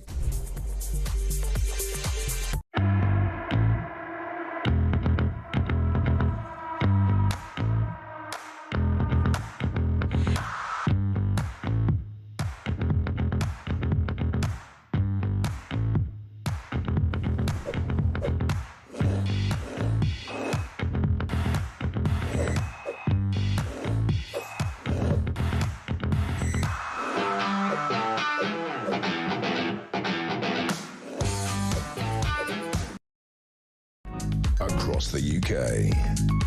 On DAB+, on your smart speaker, on your smart TV, and on your side. This is Talk. Welcome back to Morning Glory. 10 minutes to 9. I don't know where the time goes. It's looking pretty grim outside. They say it's going to be a heat wave this week. It doesn't really look like it at the moment, but you never know. It could happen. Let's get a voice note from Hannah. Hello, Mike. Just listening to all this. I mean, do they think we are stupid? Rachel Reeves, Sabrina Carpenter. She could have gone to any children's hospice across the country and given those tickets to a little boy or girl that would have absolutely loved and been overjoyed at that experience. But she didn't, because they're self-serving. They must take us all for absolute mugs. They really must. It's extraordinary, isn't it? After what happened at the beginning of July and August, when they were discovered to have been in the pay, basically, of a major Labour donor, Lord Ali, buying clothes for people, buying spectacles for the Prime Minister, sending people on trips to his house in New York, telling people that they could go and stay in his place in Covent Garden. All of the freebies that they were taking, the free Taylor Swift tickets, the free football tickets that Keir Starmer took. You would think, would you not, they might think it might be a bad look to take any more freebies. I asked Heidi Alexander, the Secretary of State for Transport this morning, if she'd taken any freebies. She said no, she hadn't. Well, let's hope that's the case for all the other Cabinet members as well, because I think it's about time we asked them to see what they're up to. Let's talk to Professor Carol Sikora, though, a man we used to talk to an awful lot 5 years ago, back in the day when COVID was first announced. You might remember it was 5 years ago yesterday, March the 23rd, when we were all told by Boris Johnson, the Prime Minister, I'm asking you, or I'm telling you, effectively, that you must stay at home. It was a very weird time. Carol, of course, Medical Director of Rutherford Cancer Centres. Carol, very good morning to you. Good morning, Mike. It doesn't seem like 5 years, does it? I mean, I used to say to people that when we finally sort of came out of it and emerged, you know, phoenix-like from the ashes in about 2023, that I'd sort of lost track of time. You know, things that happened between 2020 and 2022 are all kind of mingled into one place. I can't remember exactly when everything happened. I can remember exactly where I was standing the day the lockdown was announced, and the chaos it caused in healthcare. It really did. And, you know, it's obviously we didn't know then what we know now, that this is a virus, it does kill. The predominant age of the people that died was over 80. The average was 83 years, which is beyond the normal lifespan in Britain. Yeah. And yet the whole health system ground to a total halt here. And my specialty, cancer, particularly suffered, but heart disease, mental health, all the other things. And in retrospect, easy to do, of course, it was completely unnecessary to do it the way we did it. Yes, and you've spoken about that very much during and since as well, because cancer rates have suffered, cancer detection has suffered. And I think we're sort of on the road to recovery, if you like. But what are we like now compared to what we were like before COVID? Well, I think the problem was, for many things in the NHS, there isn't the capacity. So it was running at capacity. You know, we call it hot bedding. You know, someone waiting to get into someone else's bed. As soon as they're out, they move into it. And for procedures, for surgery, for things like radiotherapy, chemotherapy, there were bottlenecks all the way, even before. COVID comes along and everything gets worse. Everything's turned to COVID. The recovery period takes a long time. If you compare European countries, we've been the slowest to get back to normality in cancer and heart disease management clinically. And that's simply a capacity issue in the system. Yeah, and the NHS has never recovered, really, has it? No, and it won't.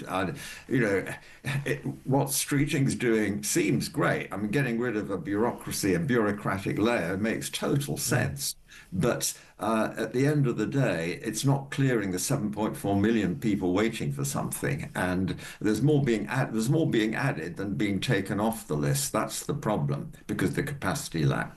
And going back to lockdown, Mike, we could have handled this very differently. We could have handled it. Those that are vulnerable, the elderly, the sick, those on chemotherapy, for example, could isolate. They could be asked, please stay at home, and we'll give you food and all the rest of it. But everyone else just carries on at normal. School children, normal school. Yeah. It was crazy doing all that. Yeah, absolutely right. Because, I mean, in some ways, aside from the great damage that was suffered by the NHS, I mean, the society in which we all live suffered as well. I mean, we're still talking about, you know, Britain being the #1 country, apart from the Philippines now, in terms of working from home, where the average sort of office worker only goes to the office 2 days a week. You know, the fact that so many children who are now teenagers and or, you know, young people in their 20s are sort of anxious and who don't want to go out, they don't want to talk to people, they don't want to leave the house, they don't want to get a job, they don't want to, you know, take any risks. It's really damaged so much of our fabric of society. It shows the power of group psychology, Mike. I mean, the government had a special department to actually instill fear in everybody. Right.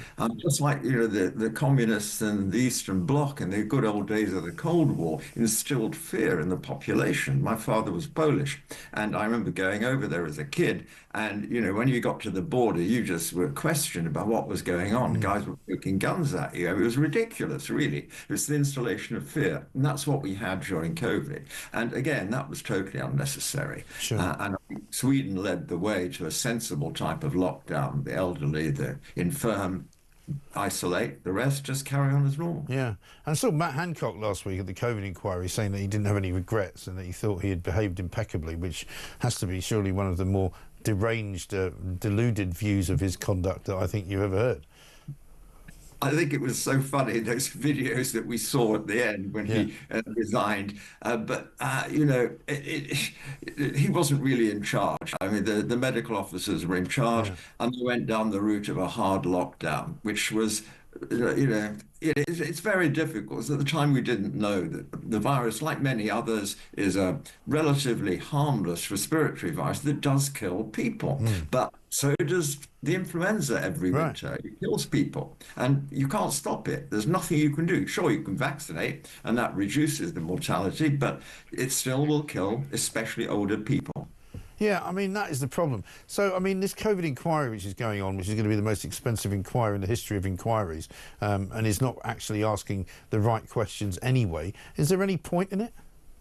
I think not. It's not a scientific inquiry that's going to help to how to handle another pandemic. It's a legalistic, chaired by a lawyer. The KCs on both sides are sitting there arguing with each other. It just makes no sense to do that. We need a scientific view of how to handle it. And I think it goes back to the problem that there was no global leadership. The WHO didn't really show global leadership. The director, who's not a doctor, pandered around, went down one route saying no border controls, keep borders open, and then on a Saturday afternoon suddenly changed his mind, closed the borders, and all the airlines were trying to produce forms for testing and, you know, mask everywhere, and everyone was completely confused. So that's not leadership. And by the end of it, an awful lot of people were just busking in, faking tests, and, you know, getting apps that let them in to do things that they weren't supposed to be doing, and all the rest of it. We've got this text from Steve in Cambridge. He says, excellent show as usual. 5 years of COVID misery for me. Lived alone with ME. Texted every 2 minutes saying, as you are vulnerable, you need this vaccine. After the second jab, I had a massive heart attack. I'm now living with 30% of my heart working and a defibrillator fitted. You know, a lot of people have got those stories as well.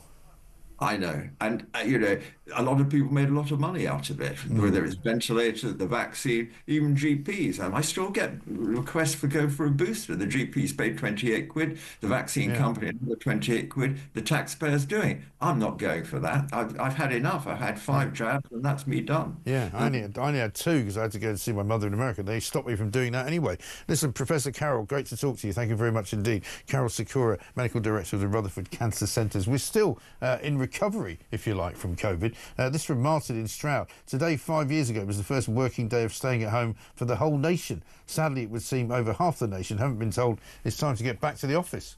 I know, it's mad, isn't it? And John says, I work a 5-day week from 6:30 until 4:30. I pay 20% income tax, therefore, by ratio, every 5th day, I'm working for the government. I then go shopping and buy goods that have 20% VAT on them. At the same time, there are people sitting on their arse being paid hundreds in benefits tax-free and will end up getting a state pension. Who's the fool? John, I know, it's easy to think that you are, because you're the one doing all the work and subsidising everybody else. And it doesn't feel good, does it? It's time they did something about it. It really is. 0344 499 1000 is the number. We've got loads more coming up. Andrew Griffiths MP, Baroness Claire Fox as well. This is Morning Glory. We'll be back right after the news.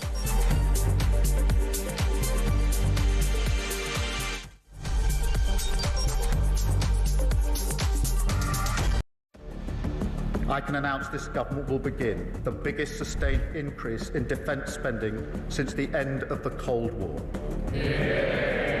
We will deliver our commitment to spend 2.5% of GDP on defence, but we will bring it forward so we reach that level in 2027. The answer from European capitals has been as resounding as it is clear. We are in an era of rearmament to respond to the short-term urgency to act and to support Ukraine, but also to address the long-term need to take on more responsibility for our own European security. On Saturday, we also agreed a new £2.2 billion loan for Ukraine, backed not by the British taxpayer, but by the profits from frozen Russian assets.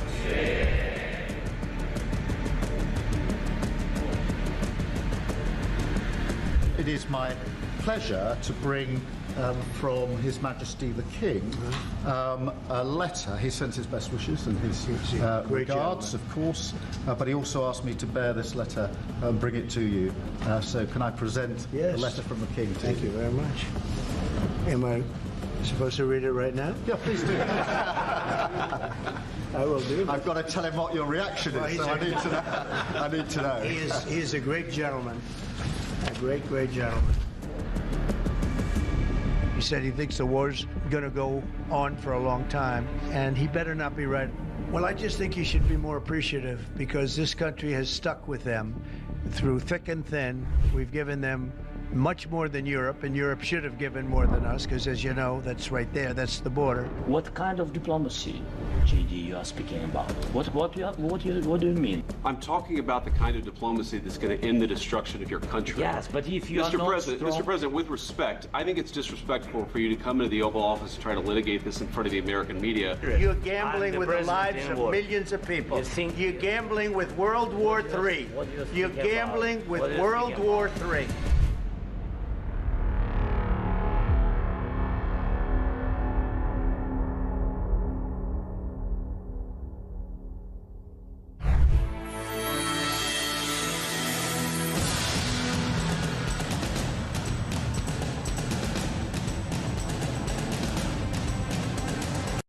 Across the UK, on DAB+, on your smart speaker, on your smart TV, and on your side. This is Talk.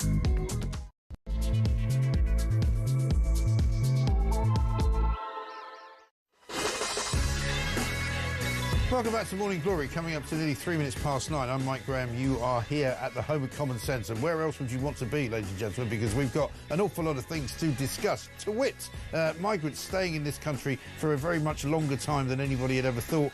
Not just staying in this country, but being put up in hotels, particularly illegal migrants. We're going to be talking about how much of that is going to happen, why it now costs £41,000 to house an illegal migrant in a hotel. It used to be £17,000. What changed? Did suddenly the hotels start putting the prices up? You know, Keir Starmer pledged in June, just before he was elected Prime Minister, that he would end migrant hotels and he would save billions and billions of pounds for the taxpayer. Well, that was just another lie, I'm afraid, wasn't it, Prime Minister? We actually had the Secretary of State for Transport on a little bit earlier on, Heidi Alexander. We'll find out what she had to say. She didn't know an awful lot about what happened at Heathrow, but there's going to be a review and there's going to be some lessons learned. So that's the main thing, isn't it? Andrew Griffith MP is coming up, Shadow Business Secretary. We'll find out what he makes of it all. Also, Rachel Reeves under severe fire today, not just because of the economy and the fact that the flatlining zero growth of this country is absolutely crippling every business and every individual as they watch their prices going higher, their energy prices going up, their water rates going up, their council tax going up, their petrol going up at the pumps, the shopping bills going up. Everything that they have to do in this world is more expensive than it was even last week. And yet, the Rachel Reeves plan is to continue to stymie growth by basically spending more and more public money that she doesn't have. Apparently, her latest ruse, though, is to send about 50,000 civil servants onto the dole queue. Is that really what she's going to do? We spoke to a union chief who seemed very relaxed about it, almost like he didn't believe it was going to happen. 0344 499 1000. Here's what you've been saying about Rachel Reeves this morning. I was absolutely raging watching Rachel Reeves on Laura Kuenssberg yesterday. Do they think we're all stupid? These weren't tickets that you could pay for. Rachel here. Tickets, Hello, Mike. Just listening to all this. I mean, do they think we are stupid? Someone in the team bought in homemade biscuits yesterday, so that was definitely a boost in the afternoon. Oh, my goodness me. Rachel Reeves, you know, homemade cookies, freebie tickets to another concert that is meant for teenagers, not for members of the Parliament or government ministers or indeed Chancellors of the Exchequer. Absolutely incredible what is going on in this country. 0344 499 1000. We're talking potholes as well. Apparently there's a few billion quid being set aside to fix all of those. Well, you could have fooled me. Last time I didn't see a pothole in any given day, I can't remember. 0344 499 1000. Also, 1.5 million new houses being built by Rachel Reeves and Angela Rayner. They've even admitted now that quite a lot of those will be for migrants. For heaven's sake, this is Morning Glory. Let's get it on.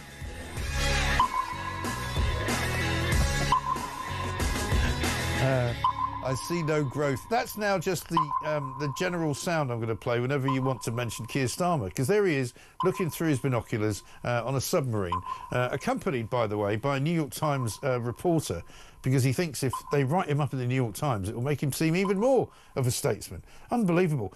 Joe in Willoughby says, this morning, Mike, fab show, been on holiday in Wales and driven for hundreds of miles. Amazing. No potholes in sight. The roads are so smooth, it feels quite strange. Plenty of speed cameras, though, and 20-mile-an-hour zones. Drives you completely mad. Well, that's it. You can either have roads full of potholes where you can actually do a decent speed, or 20-mile-an-hour zones in Wales. Morning, Mike. Today, 5 years ago, was the first working day of staying at home for the whole nation. Sadly, it would seem over half the nation haven't been told it's time to get back in the office, says Martin in Stroud. I think I might have done that one already.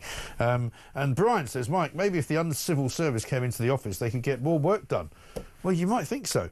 Let's have a listen to Transport Secretary Heidi Alexander. She appeared on this show this morning. I asked her about the financial implications of the closure of Heathrow on Friday. I don't have figures on what the financial cost of the shutdown would have been. Clearly, on a normal day, over 1,000 flights will land and take off at Heathrow. I think on Saturday there were 1,360 flights that were due to either land or take off there. Sorry, on Friday, I mean, of which about 1,200 had to be cancelled and the others were diverted. The flights either went back to their airport of origin or the flights were diverted elsewhere. That's likely to have impacted over about 200,000 passengers on those flights. So I am very conscious that it would have created quite a lot of disruption and distress for a very large number of people. Well, it certainly did create a large number of people's disruption. It certainly did cost an absolute fortune. Simon Calder from The Independent thinks it cost minimum 100 million quid, and that's just to the aviation industry itself. Let's talk to Andrew Griffith MP, Shadow Business Secretary. Andrew, very good morning to you. Good morning, Mike. Always good to be at the home of common sense. It is indeed, and nice to see you. Hopefully the rain will stay off for long enough for us to have a conversation. Heidi Alexander doesn't know how much shutting Heathrow cost. She says that they're going to be doing a review, but it must have been literally, I mean, if 100 million is the cost estimated to the airlines, the cost to our economy surely is even bigger, isn't it? Well, it's an enormous cost to the economy. You know, we are an economy that depends on trade, on travel. And so closing our major national hub airport is a disaster, even for just a day. And also, what sort of signal does it send to the world? I worry deeply, Mike, about this culture of risk aversion, the number of bureaucrats and lawyers that sometimes it seems are running our economy, not the people, the enterprises who are in it. Yeah, exactly right. Because it seems to me, from what we're reading this morning in the Telegraph, the National Grid say that there was no power cut that was universal. There were plenty of power inside of Heathrow. Terminals 3 and 5 were operational. A decision was taken by Heathrow to shut it down for as long as they did. I think it was the wrong decision. she says that they didn't contact the Secretary of State office for transport before they did it. I mean, surely this is not just about a commercial operation. This is about national security, isn't it? It is. It's a critical piece of our national security infrastructure, our national infrastructure. I mean, if I'm honest, I don't want to rush to judgment. I mean, I was in business before. I'm, hopefully sensible person. So what we do need to do is get to the bottom of this really quickly, find out, who exactly is telling the truth, and then making sure that an embarrassment like this can never happen again. And of course, remember that if Ed Miliband has his way, then rolling blackouts and failure of the energy grid is something that we may face in many more walks of life. Well, indeed, and I see Ed Miliband is not denying that some of these solar panels he wants to install on the roofs of schools and hospitals are actually being made in Germany, in China rather, by slaves. Yeah, and this week we'll be voting against the government in its energy bill on precisely that, insisting that the supply chain is free of any forced labour. Nobody wants that. Even if you deal with that issue, to be honest, you're still dealing with the issue that we're importing, a vast amount of this from China. Not part of our economy, not something that's going to have jobs and prosperity in the United Kingdom. At the same time, Ed Miliband is just trying, and this government is just destroying the reserves that lie under our feet in the North Sea. Whether you think that's a transition or a destination, those are resources that could be used to power our economy right now. Goodness knows we need that. We're going to see on Wednesday the OBR hold up a mirror to all of the really bad choices that Rachel Reeves has made. All of her chickens are going to come home to roost. She fiddled the fiscal rules, and it's going to turn out that even on that basis, she's still missed them, Mike.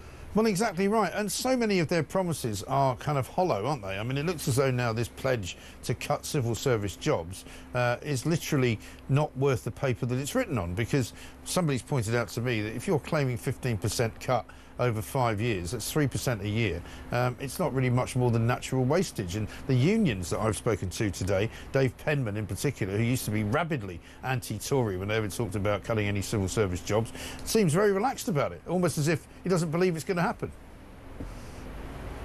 Well, it's almost as if you couldn't believe a word this government says. But look, taxpayers, hard-pressed taxpayers, will be sitting here saying, well, that's just the start.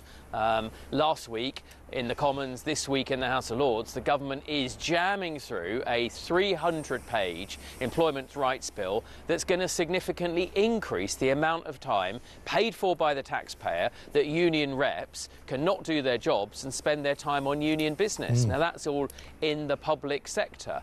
That would be a really good place to start if a government was serious about reducing the costs of Whitehall and the public sector. Well, it would indeed. And what about the business of house building? Because 1.5 million houses are supposedly going to be provided. Bridget Phillipson yesterday was claiming that she's going to spend £600 million bringing Sparkies and Chippies and various other tradesmen back into the business of building houses because we don't have enough people to do it. But it now would appear that Elite Report has also revealed that ministers are going to be building so many houses, but many of them will be used to house asylum seekers.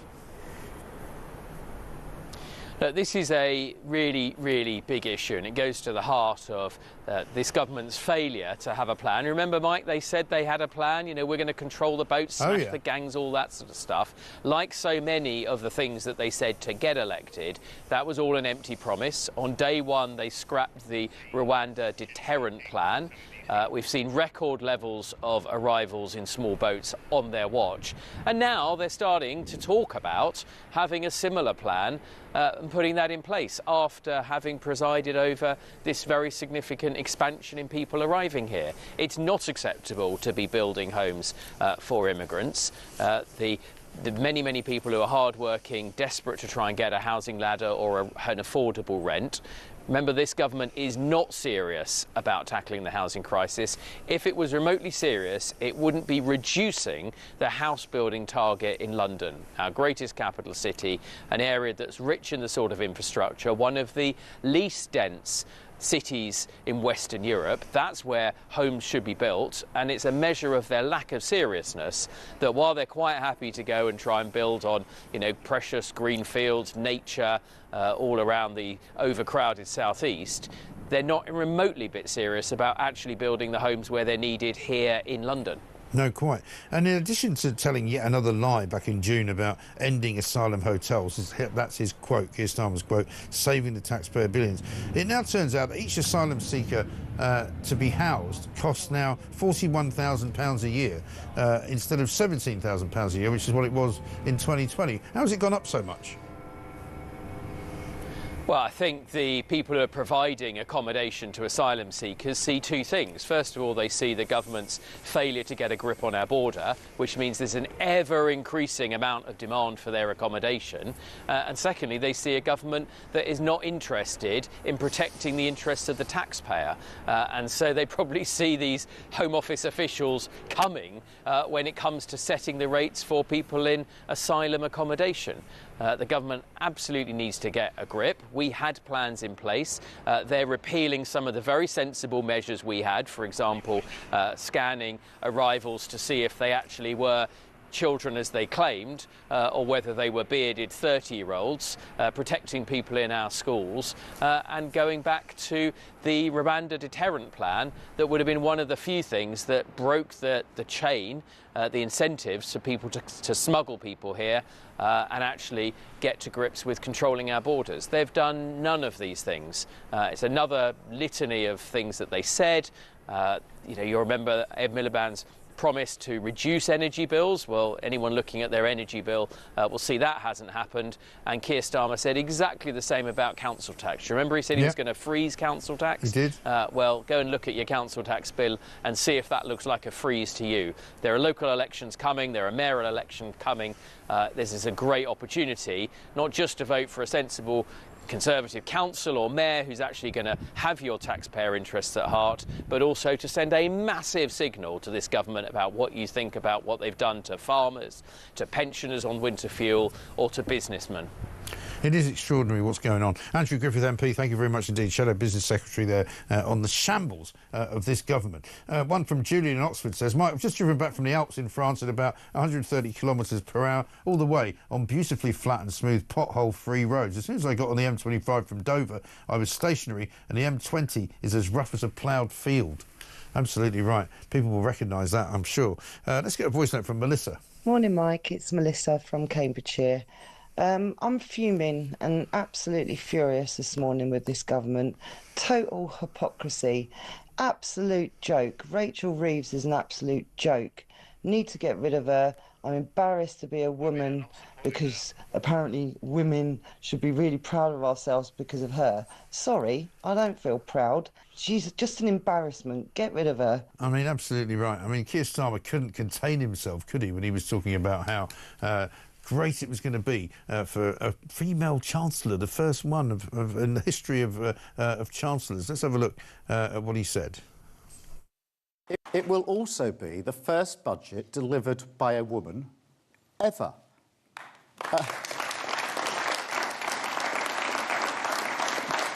That is a moment of pride. When Rachel Reeves stands up, she will be making history. And I can tell you, young women and girls across the country will be watching, they will look up, and they will notice. Yeah, they'll certainly notice when the economy goes down to gurgler. Let's talk to Baroness Claire Fox, independent peer, director of the Academy of Ideas.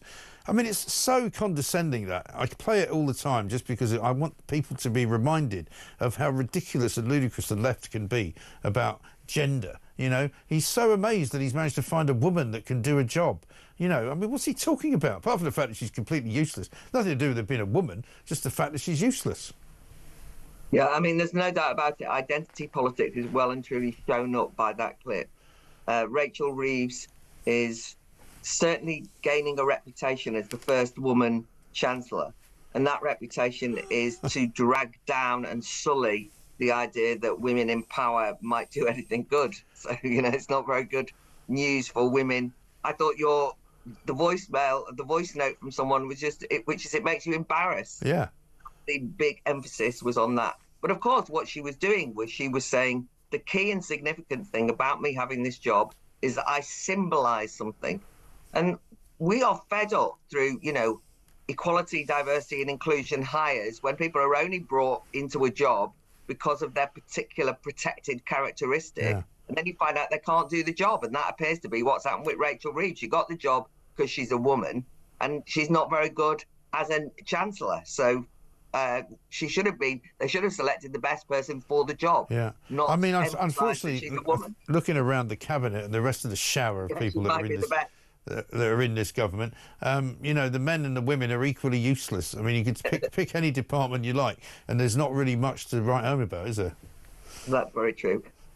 All I'm saying is that when they make a fuss over the wrong things, we're right to call them out on it. And I suppose that's why she's in trouble at the moment, because they also made a huge kerfuffle over the fact that they were as pure as the driven snow in relation to, no, we're not the kind of people who are in this for ourselves. We won't be corrupt in any way. They absolutely lambasted the Tories for any impropriety. And since they've got in, there's just been one story after another that's indicated that they're quite happy to completely, in a tone-deaf way, take freebies whenever they're offered them. Yeah. It's not the main thing to have a go at them on, but it's not a good look, is it? It's really not, particularly, I was saying this all through the show this morning, particularly when you're in a period, whether you want to call it austerity or not, but it's basically where we are. You know, they're going to cut education, they're taking money out of the state school system, even though they promised to inject money in from the private VAT schools fiasco. They're taking money away from disabled people, they're taking money away from pensioners and farmers. You know, people are struggling. You know, their electricity prices are going up, their council tax is going up. They don't want to see a Chancellor of the Exchequer swanning around getting free concert tickets. Well, I think that the main thing is that there would be much more generosity, I think, from the British public about, oh, well, you know, she's working hard. You know, these ministers are really, you know, under the cosh. Let them have the odd sort of treat.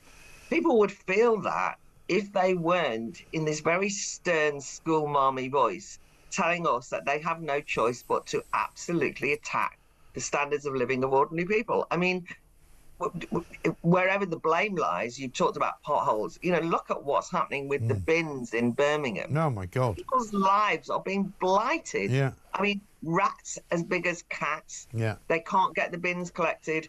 And the council tax bills going up is an incredible slap across the face for ordinary people because services are going down. And your point earlier about the civil service, I mean, we all know that we could do with a kind of Doge-like approach to the public sector, and particularly the civil service, which is drowning in HR officers imposing EDI rules. There's far too many HR people in the civil service. We know that there's loads of things. We could all have a competition. You could do it on the show, Mike, of which civil servants would you get rid of. Yeah. We then have to listen to the civil service union saying the public will be outraged by this because we're servants of the public. And you think, you're not servants of us. Oh. And as you've said, and other people have noted, they also object to going physically into work to deliver for the public. And so what we get is that Rachel Reeves will say we're going to be ruthless and take on these excesses within government. And not one person in the country believes her. No, because I smell a bit of a rat with this line that they're going to get tough with the unions. It smells to me like a line that's coming out of Downing Street through the back door to make it look as if they're taking on the unions. They're not taking on the unions. They can't afford to. Well, the problem is that whether it's the unions that are stopping them or their own inability to be absolutely ruthless where it matters, then we know that we don't trust that they're going to deliver on this. The thing that's most remarkable, though, is how ruthless they are in relation to completely irrational decisions. So they are actually going to destroy family farms, and they will not compromise on that at all, and for very little money. But they look like they're being hard with farmers. They're being ridiculously irrational about national insurance contributions going up, which are losing jobs, which are going to lead to the closure of all things hospices, because they can't make an exception for certain circumstances, and so on and so forth. So they're being hard is with people who they are contemptuous of, but they're not very hard when it comes to taking on what really would make a difference. And that's often in the public sector. Right. And it's not just the unions, it's because for them, they are all of the public sector. That's their worldview. They can't think beyond this kind of world where the state is benevolent. And that's very worrying. Yeah, benevolent on the one hand, but also malevolent on the other hand. And the other one that they're terrified of upsetting right now is Donald Trump. You know, big pieces in the papers this morning about Rachel Reeves considering giving a £700 million tax break for the big tech companies in America to avoid a trade war, and also to avoid upsetting, you know, Keir Starmer's mate, who he thinks is his mate, but he isn't, Donald Trump. Well, I think that the most irritating aspect of this story is that there are very draconian and illiberal measures that have been brought in by this government in reining in big tech. So for all their talk about investments and growth and we're going to have an AI revolution, they've actually introduced laws that are in fact going to stop big tech companies investing in this country. So in a way, you would like them to be a little bit more open and flexible about ensuring that those companies can thrive here. The idea that the only reason they're doing it is so that they can avoid a tariff war with America and, as you say, act as though they're intimidated by threats by Donald Trump is not a good look, because they shouldn't have brought most of those laws in the first place. And then when they're prepared to be weak or look like they'll back down under threat by Donald Trump, that is, as you say, not exactly, it doesn't imply a government of principle. I also think that, you know, one of the difficulties that Keir Starmer's got in with Donald Trump is, on the one hand, he's looked as though he's overly sycophantic to the Trump regime, you know, in that initial, and you could say that was good diplomacy. But on the other hand, he then talks the talk when it comes to, you know, our big European partnership in relation to offering Ukraine all the support that we can give them, only to find out that that's just smoke and mirrors. I mean, there's no way that the UK can deliver on these promises. So it's so much part of a kind of show of strength without actually having anything substantial underneath it. Right, which, as everybody knows, is a waste of everybody's time and probably our money as well. Claire, good to talk to you. Thanks very much indeed. Baroness Claire Fox, independent peer and director of the Academy of Ideas. Let's get a voice note on the civil service from Ben. Morning, Mike. Ben from Frimley here. So 50,000 civil servants could be put out of work, but we've got 1,000 people a week coming over in boats, staying at 5-star hotels. How does that work out economically for the country? Really struggling with that one, mate. Keep the faith. Well, the good news is a lot of people will make a lot of money from it, like the guys that run Serco and the guys that run all the various other government quangos. They'll all do fine. The hotel owners making a fortune. The public getting screwed, but the people smugglers, of course, also making a fortune. They're quite happy about it. The boat manufacturers, they're all good. It's all working out well for them. And even the Deliveroo types, you know, who are delivering all this food to them, they're doing okay too. It's just us that are getting stooped, I'm afraid. Georgia Maloney, though, is on our side. She made a speech at the weekend, and she used that phrase. Nick, from me, common sense. Citizens keep voting for us because simply people are not naive as the left considers them. They vote for us because we defend freedom, we love our nations, we want secure borders, we preserve businesses and citizens from the green leftist insanity, we defend family and life, we fight against wokeism, we protect our sacred right to our faith and our free speech, and we stand for common sense. Well, this is the home of common sense, Georgia Maloney. We'll have to get her on at some point. She'd make a lot more sense than most of the government operatives that we get on. Brian in Westcliff says, Mike, I think you're mistaken. That sound effect isn't a submarine. It's a neurological recording of the activity inside Starmer's brain. Reeves, Lammy, Miliband and Rayner have registered similar results.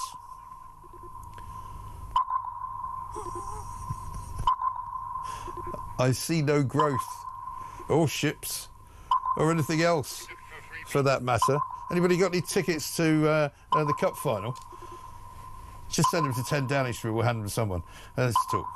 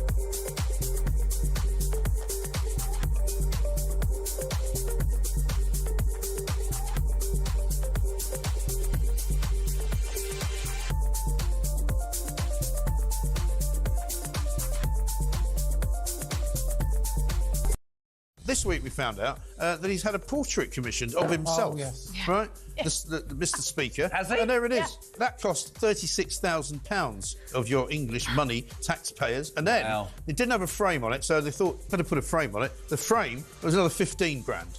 So he's 51,000. So 51,000 for Yeah. him to hang a picture of himself so that he can look at himself in his all finery. And as if that wasn't enough. Oh, it's getting worse.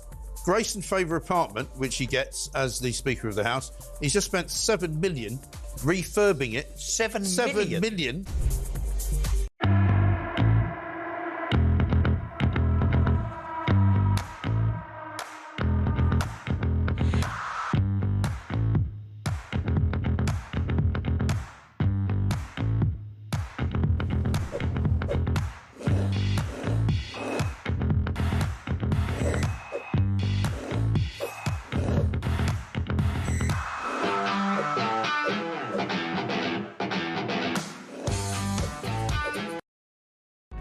Across the UK, on DAB+, on your smart speaker, on your smart TV, and on your side. This is Talk.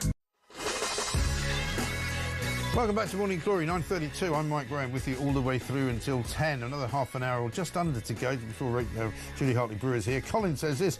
Morning, Mike. With regard to our Chancellor, forget the tickets. How did she get there? Her official car, not allowed for personal engagements. I presume she had diplomatic protection also, all paid for by us. Seriously, if I was her husband, I'd be saying to her, Rachel, not a good look as Chancellor, don't go. Well, I think that's right. I think most people would have said that because it isn't a good look. She didn't need to do it. She could have just said no. Just say no.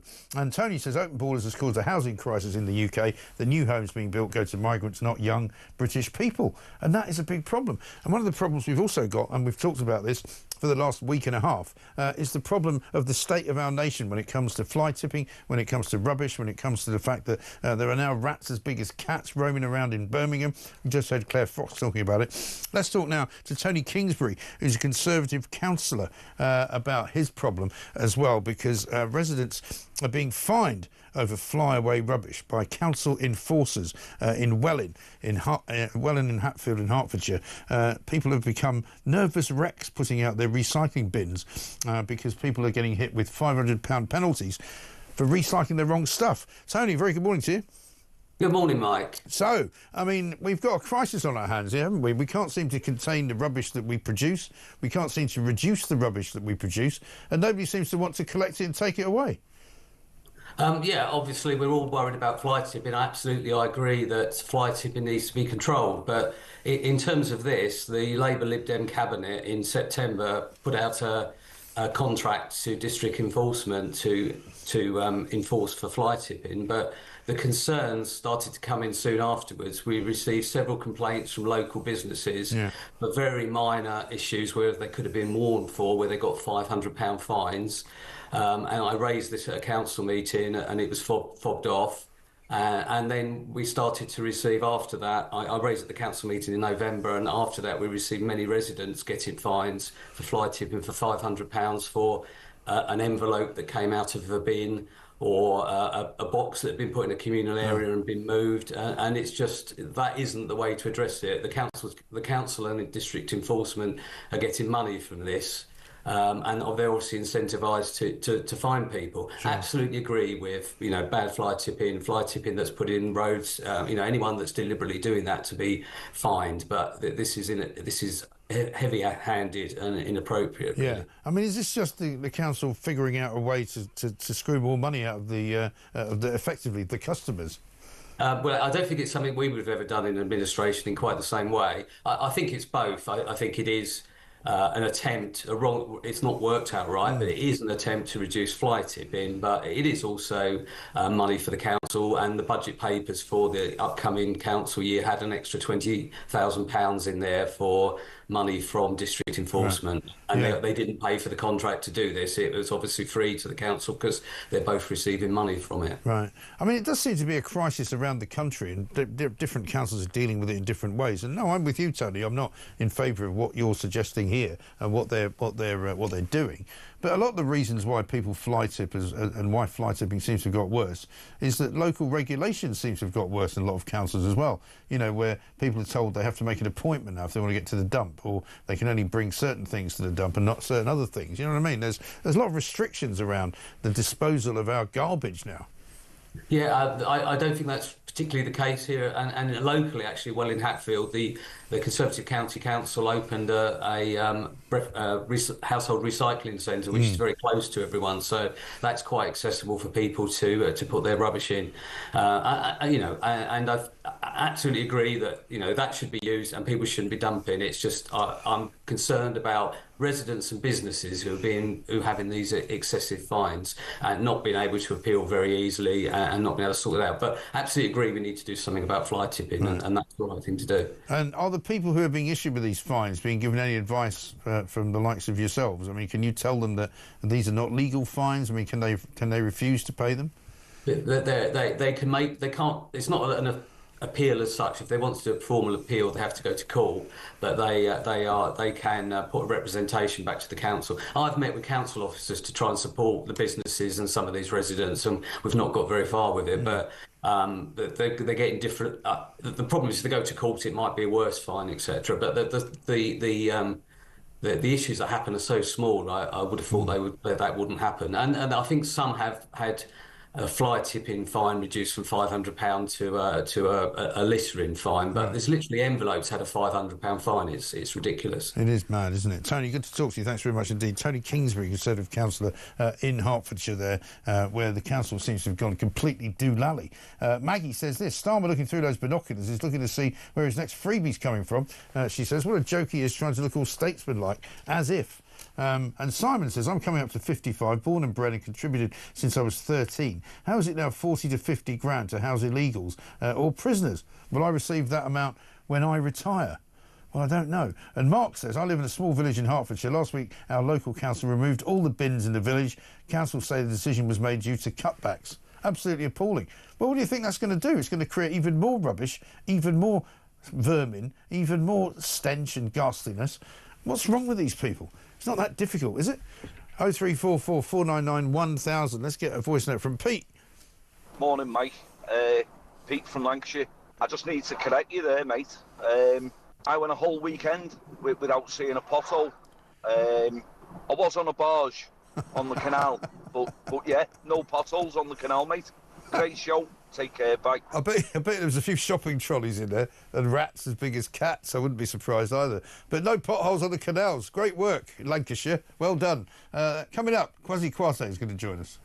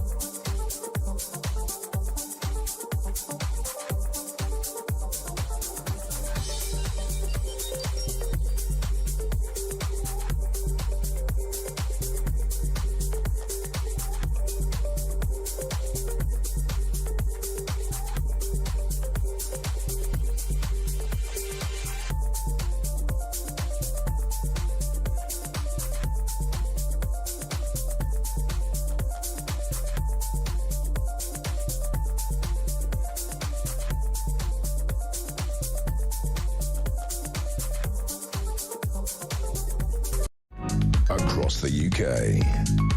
On DAB+, on your smart speaker, on your smart TV, and on your side.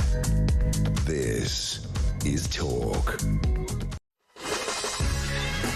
Welcome back to Morning Glory, 9:41. I'm Mike Graham. Coming up, Kwasi Kwarteng, former Chancellor, joins us. We're going to hear from Rachel Reeves on what she thinks she's doing to economic stability. Let's get a quick voice note from Tim. Hi Mike, Tim in Halifax here, enjoying the show as normal. Thinking about Nemo Starmer on his submarine. Quite appropriate really, as the country is diving to the bottom of the ocean. Dive, dive, dive. Have a good day. Yeah. I mean, what can you say about Keir Starmer and his submarine antics? I mean, it's just ludicrous. And let's say a very good morning to Kwasi Kwarteng. Kwasi, very good morning. Hello. Nice to see you. Good morning. Good to see you. Now, things have gone from bad to worse since the last time I spoke to you. Yeah, I mean, I think things are difficult at the moment. I mean, what's going to happen, as you know, is that the OBR are going to reduce their growth forecast for 2025. And that will mean that the Chancellor will have to spend even more money, or rather try and find money to fill the gap, the black hole that the fact that we have no growth or very little growth has created. So she'll have two choices, really. Well, three. She says she's not going to borrow any more money. So she'll have to either reduce spending, which a lot of the papers are talking about, things like disability benefits and other benefits will have to be looked at. Or she will have to raise taxes. I suspect she'll do a mixture of the two. So there'll be tax raises and there'll be an attempt to reduce spending. But either way, I think these are tough choices. Yeah, I think so. Let's have a look at what she said at the weekend about what she thinks she's doing. There are always going to be costs for every choice that you make, but there are also costs for irresponsibility. I did the responsible thing in the budget. It required difficult choices. But now, in the changing and uncertain world we're in, we have economic stability. I mean, we don't have economic stability at the moment, do we, Kwasi? Not really. I mean, I think that, yeah, there's a stability in, flatlining. But the problem is you've got to get growth into the economy to pay for the public services that we have. And also, I think, what she did in the last budget was put up taxes, I think, to the tune of £40 billion. And that was largely on businesses. And of course, all the businesses do is they pass through the costs of their products to customers. So they increase prices for us, the consumer. And the second thing they do is if you're working for a company that's paying extra tax, they could lay you off, they could not recruit somebody else. And they certainly will cap your pay, so your wages won't increase as much as they might have done. And this is also so it's a very difficult situation, I'm afraid, for her, and I don't see a way out of it. I don't, because April has yet to come, and all of those things you've described that businesses are going to be affected by haven't really even hit properly. So once they start hitting in April, prices start going up even more. Companies start to think, actually, we laid off a few people, we might need to lay off a few more. Investment isn't going to come in. There's no real way out. When you say you can't go on for much longer, I mean, is she going to last, do you think? I mean, I've got views on this because obviously having lived the experience. Yeah. Never a good idea for a Prime Minister to get rid of the Chancellor. I know I'm biased, but I think all he's going to do is shorten his political shelf life, Keir Starmer. If he gets rid of her, no one's going to say, oh, well done, you've got rid of Rachel Reeves. They'll say, well, if you've got rid of her, what are you doing still there? Yeah. Why is she the fall guy for your government? And I think his position becomes weaker. And he knows that. He knows British history. He knows what happens. It happened to Thatcher, happened obviously to Liz Truss. And I think when that relationship between the Chancellor and the Prime Minister breaks down, I think the Prime Minister is very vulnerable. So I don't think he will get rid of her. But it seems to me that, there's no real answer. They don't have an answer to this question of growth. How are we going to grow the economy? Yeah. And clearly, increasing taxes is not the answer. No, clearly. And similarly, they keep finding money for things that people don't want them necessarily to spend it on. You know, 600 million, they say they're going to fund people training to become bricklayers and carpenters and electricians. And again, it's all very far into the distance. You know, this business of cutting civil service jobs is over a 5-year period. You know, this business of going after people's inheritance tax doesn't happen for another 2 years. You know, there's nothing immediate that's going to change anything. No, I think that's the problem, and I think that it was made worse by the fact that they've increased the taxes on businesses with the national insurance on employers. Yeah. And the other thing that they do, and I fought against it, but they do this a lot. They keep the thresholds the same. So the 40p rate, which came in Nigel Lawson's time, that's nearly 40 years ago now, was always designed for top end, high wage employees. It was designed for a richer cohort, much richer cohort than it is today. But because we've kept the rate and we've kept the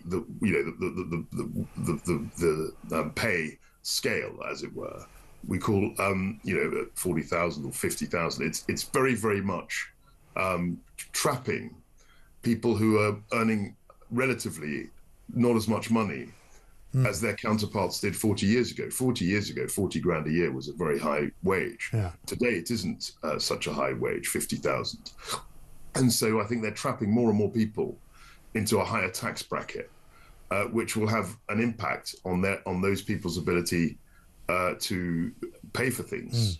And I think that's another way in which the economy is being stifled. What's the worst case scenario here? Because a lot of people worry about a proper recession, at the very least stagflation possibly, but zero growth, and a country that really is plunged into a very dire financial state. I mean, that could happen, couldn't it? Well, it's difficult. I mean, they did two things. I mean, as soon as Labour came in, and I don't think this was Rachel Reeves' call, I think it was the Prime Minister's call, they did a deal with the trade unions, which was very generous. But it meant that the public spending was always going to be much higher than it had been. So the base, in terms of your core spending, was increased. And then the second thing they did, from the economy's point of view, was have that budget where they massively increased taxes in a way to pay for the pay increases in the public sector that they'd baked in. And all of that meant that the growth, as many people predicted at the time, the growth wouldn't be strong as we'd like. And then now you've got the issue of the Trump tariffs. Now, from the point of view of the US, that's a debate they can have, but there's no doubt that tariffs in America, if they're against us, will have a negative impact on our economy. So there's a very likely chance, and also the global economy. He's saying that he's going to have tariffs on China, on the EU, on Mexico, Canada. That's a kind of global situation. And I think if that goes badly, we'll be in a worse position than otherwise. And do you feel personally slightly kind of unfairly treated given what's going on at Rachel Reeves's office? Well, look, you didn't last as long as she has. No, we didn't. I mean, but a lot of the decisions that we made, the markets reacted against, and we reacted. I think we panicked. That's my own view, but that's a private view. But I'm very much a water under the bridge person. I'm a very positive person, or try to be, and I'm looking forward, to doing other things, and also making comments in the way that I do on the media. I think it's important that we have a debate. It's important that we discuss the direction of the government. I always try and be even-handed. I always try and be balanced. But I think they have got themselves into a mess. Absolutely. I don't try and be balanced at all. I think they're terrible. You're a presenter. I mean, I'm just a commentator. No, that's fine. And it's very easy, actually, because having done the job, it's very easy to criticise whoever is Chancellor. That's why I don't think she'll be sacked, because I don't see anyone else in the Labour Party that would do anything different, frankly. No, there's not a great talent there, is there? Kwasi, good to talk to you. Good to see you. Thank you very much indeed. Kwasi Kwarteng, former Chancellor there. How about this from Russ in Leeds? Everyone talks about cutting costs or increasing taxes or borrowing more. Why don't we get the UK Doge team to sort this out? Find the waste, find the fraud. That's what will save us the most. Yeah, I mean, it's the immediacy of what Elon Musk and the US are doing to cut their bills. You have to cut the bills in a matter of weeks and months, not years. Otherwise, it makes no difference. One here from somebody who doesn't give a name. Morning, Mike. One of your callers said all was well on his canal because the canal was OK. He was lucky because the banks of a canal in Cheshire collapsed on New Year's Day after parts of the UK were lashed by heavy rain. Well, there you go. Breaking news for you before we go to the next little part of the show. Bird flu has been detected in sheep in England for the first time, according to the government. Doesn't that make it sheep flu then? It's not bird flu if it's in a sheep, is it? This is Talk.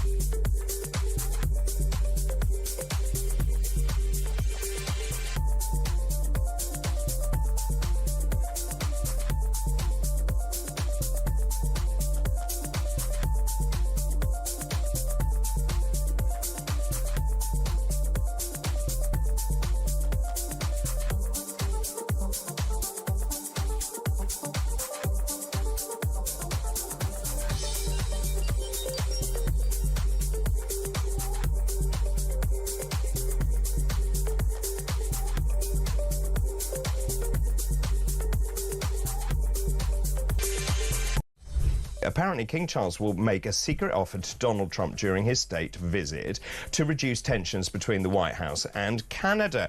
This is a really intriguing offer. There are plans in the works to make the USA the next associate member of the Commonwealth. So we know the Commonwealth, a third of the world's population, it boasts 56 states, would welcome the US as an associate member. Now, as far as I'm aware, there are no associate members of the Commonwealth.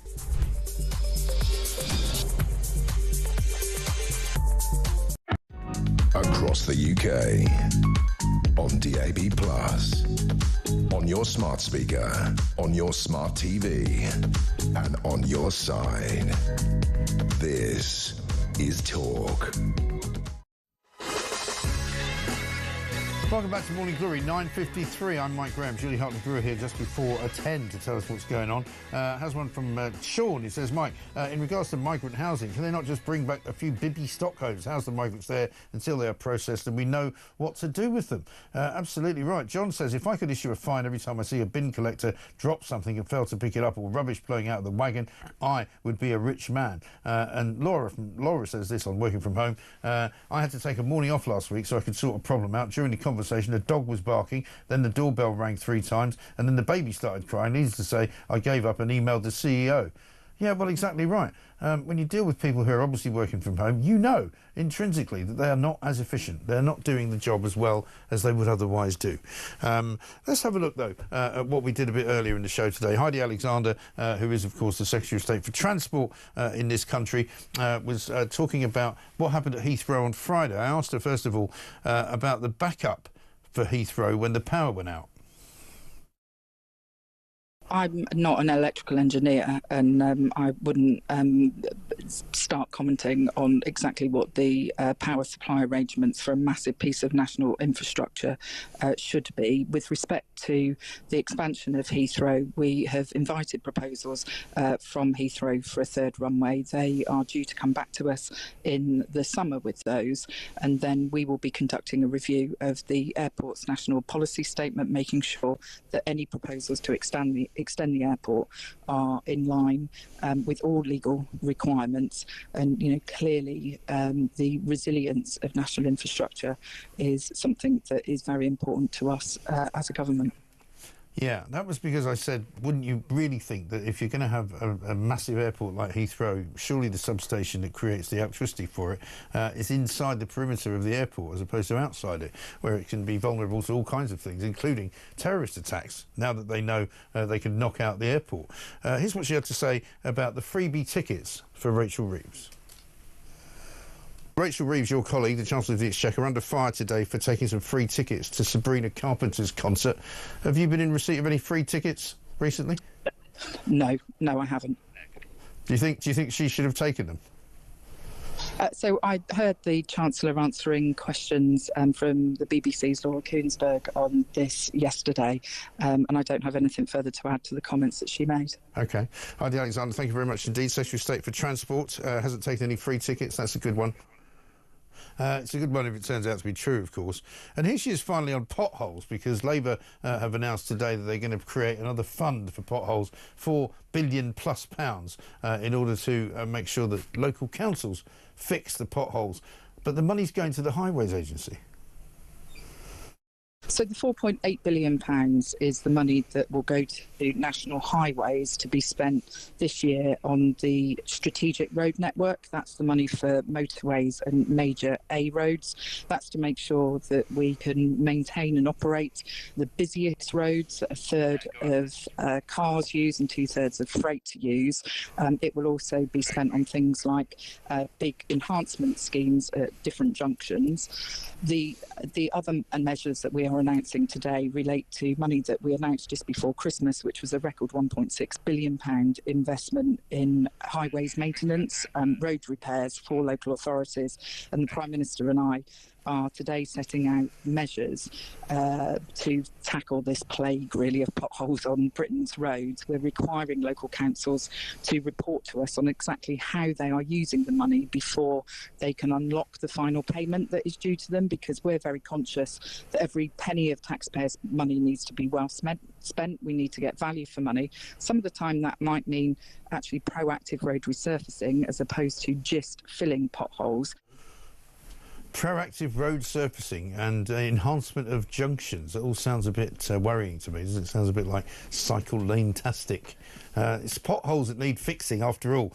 It's just been pointed out to me, by the way, that the annual income in the Rachel Reeves household is approximately £328,000. She's on 158, that's without expenses, and her civil servant husband is on 170,000. That is, I dare say he might not lose his job under the new sweeping changes in the rules, but we shall see. Julie Hartley-Brewer's here. Very good morning to you. Very good morning. So, yeah, I mean, I've got a freebie concert again. It's just never stops. Never stops. That said, I'm not very happy about the Shadow Business Secretary, Andrew Griffiths, taking Davos ski passes and things. I mean, you know they're like $250 a day. I'm sure. A day. Just say no, I would say. I mean, there used to be a phrase in American politics when Nancy Reagan was trying to stop people taking drugs.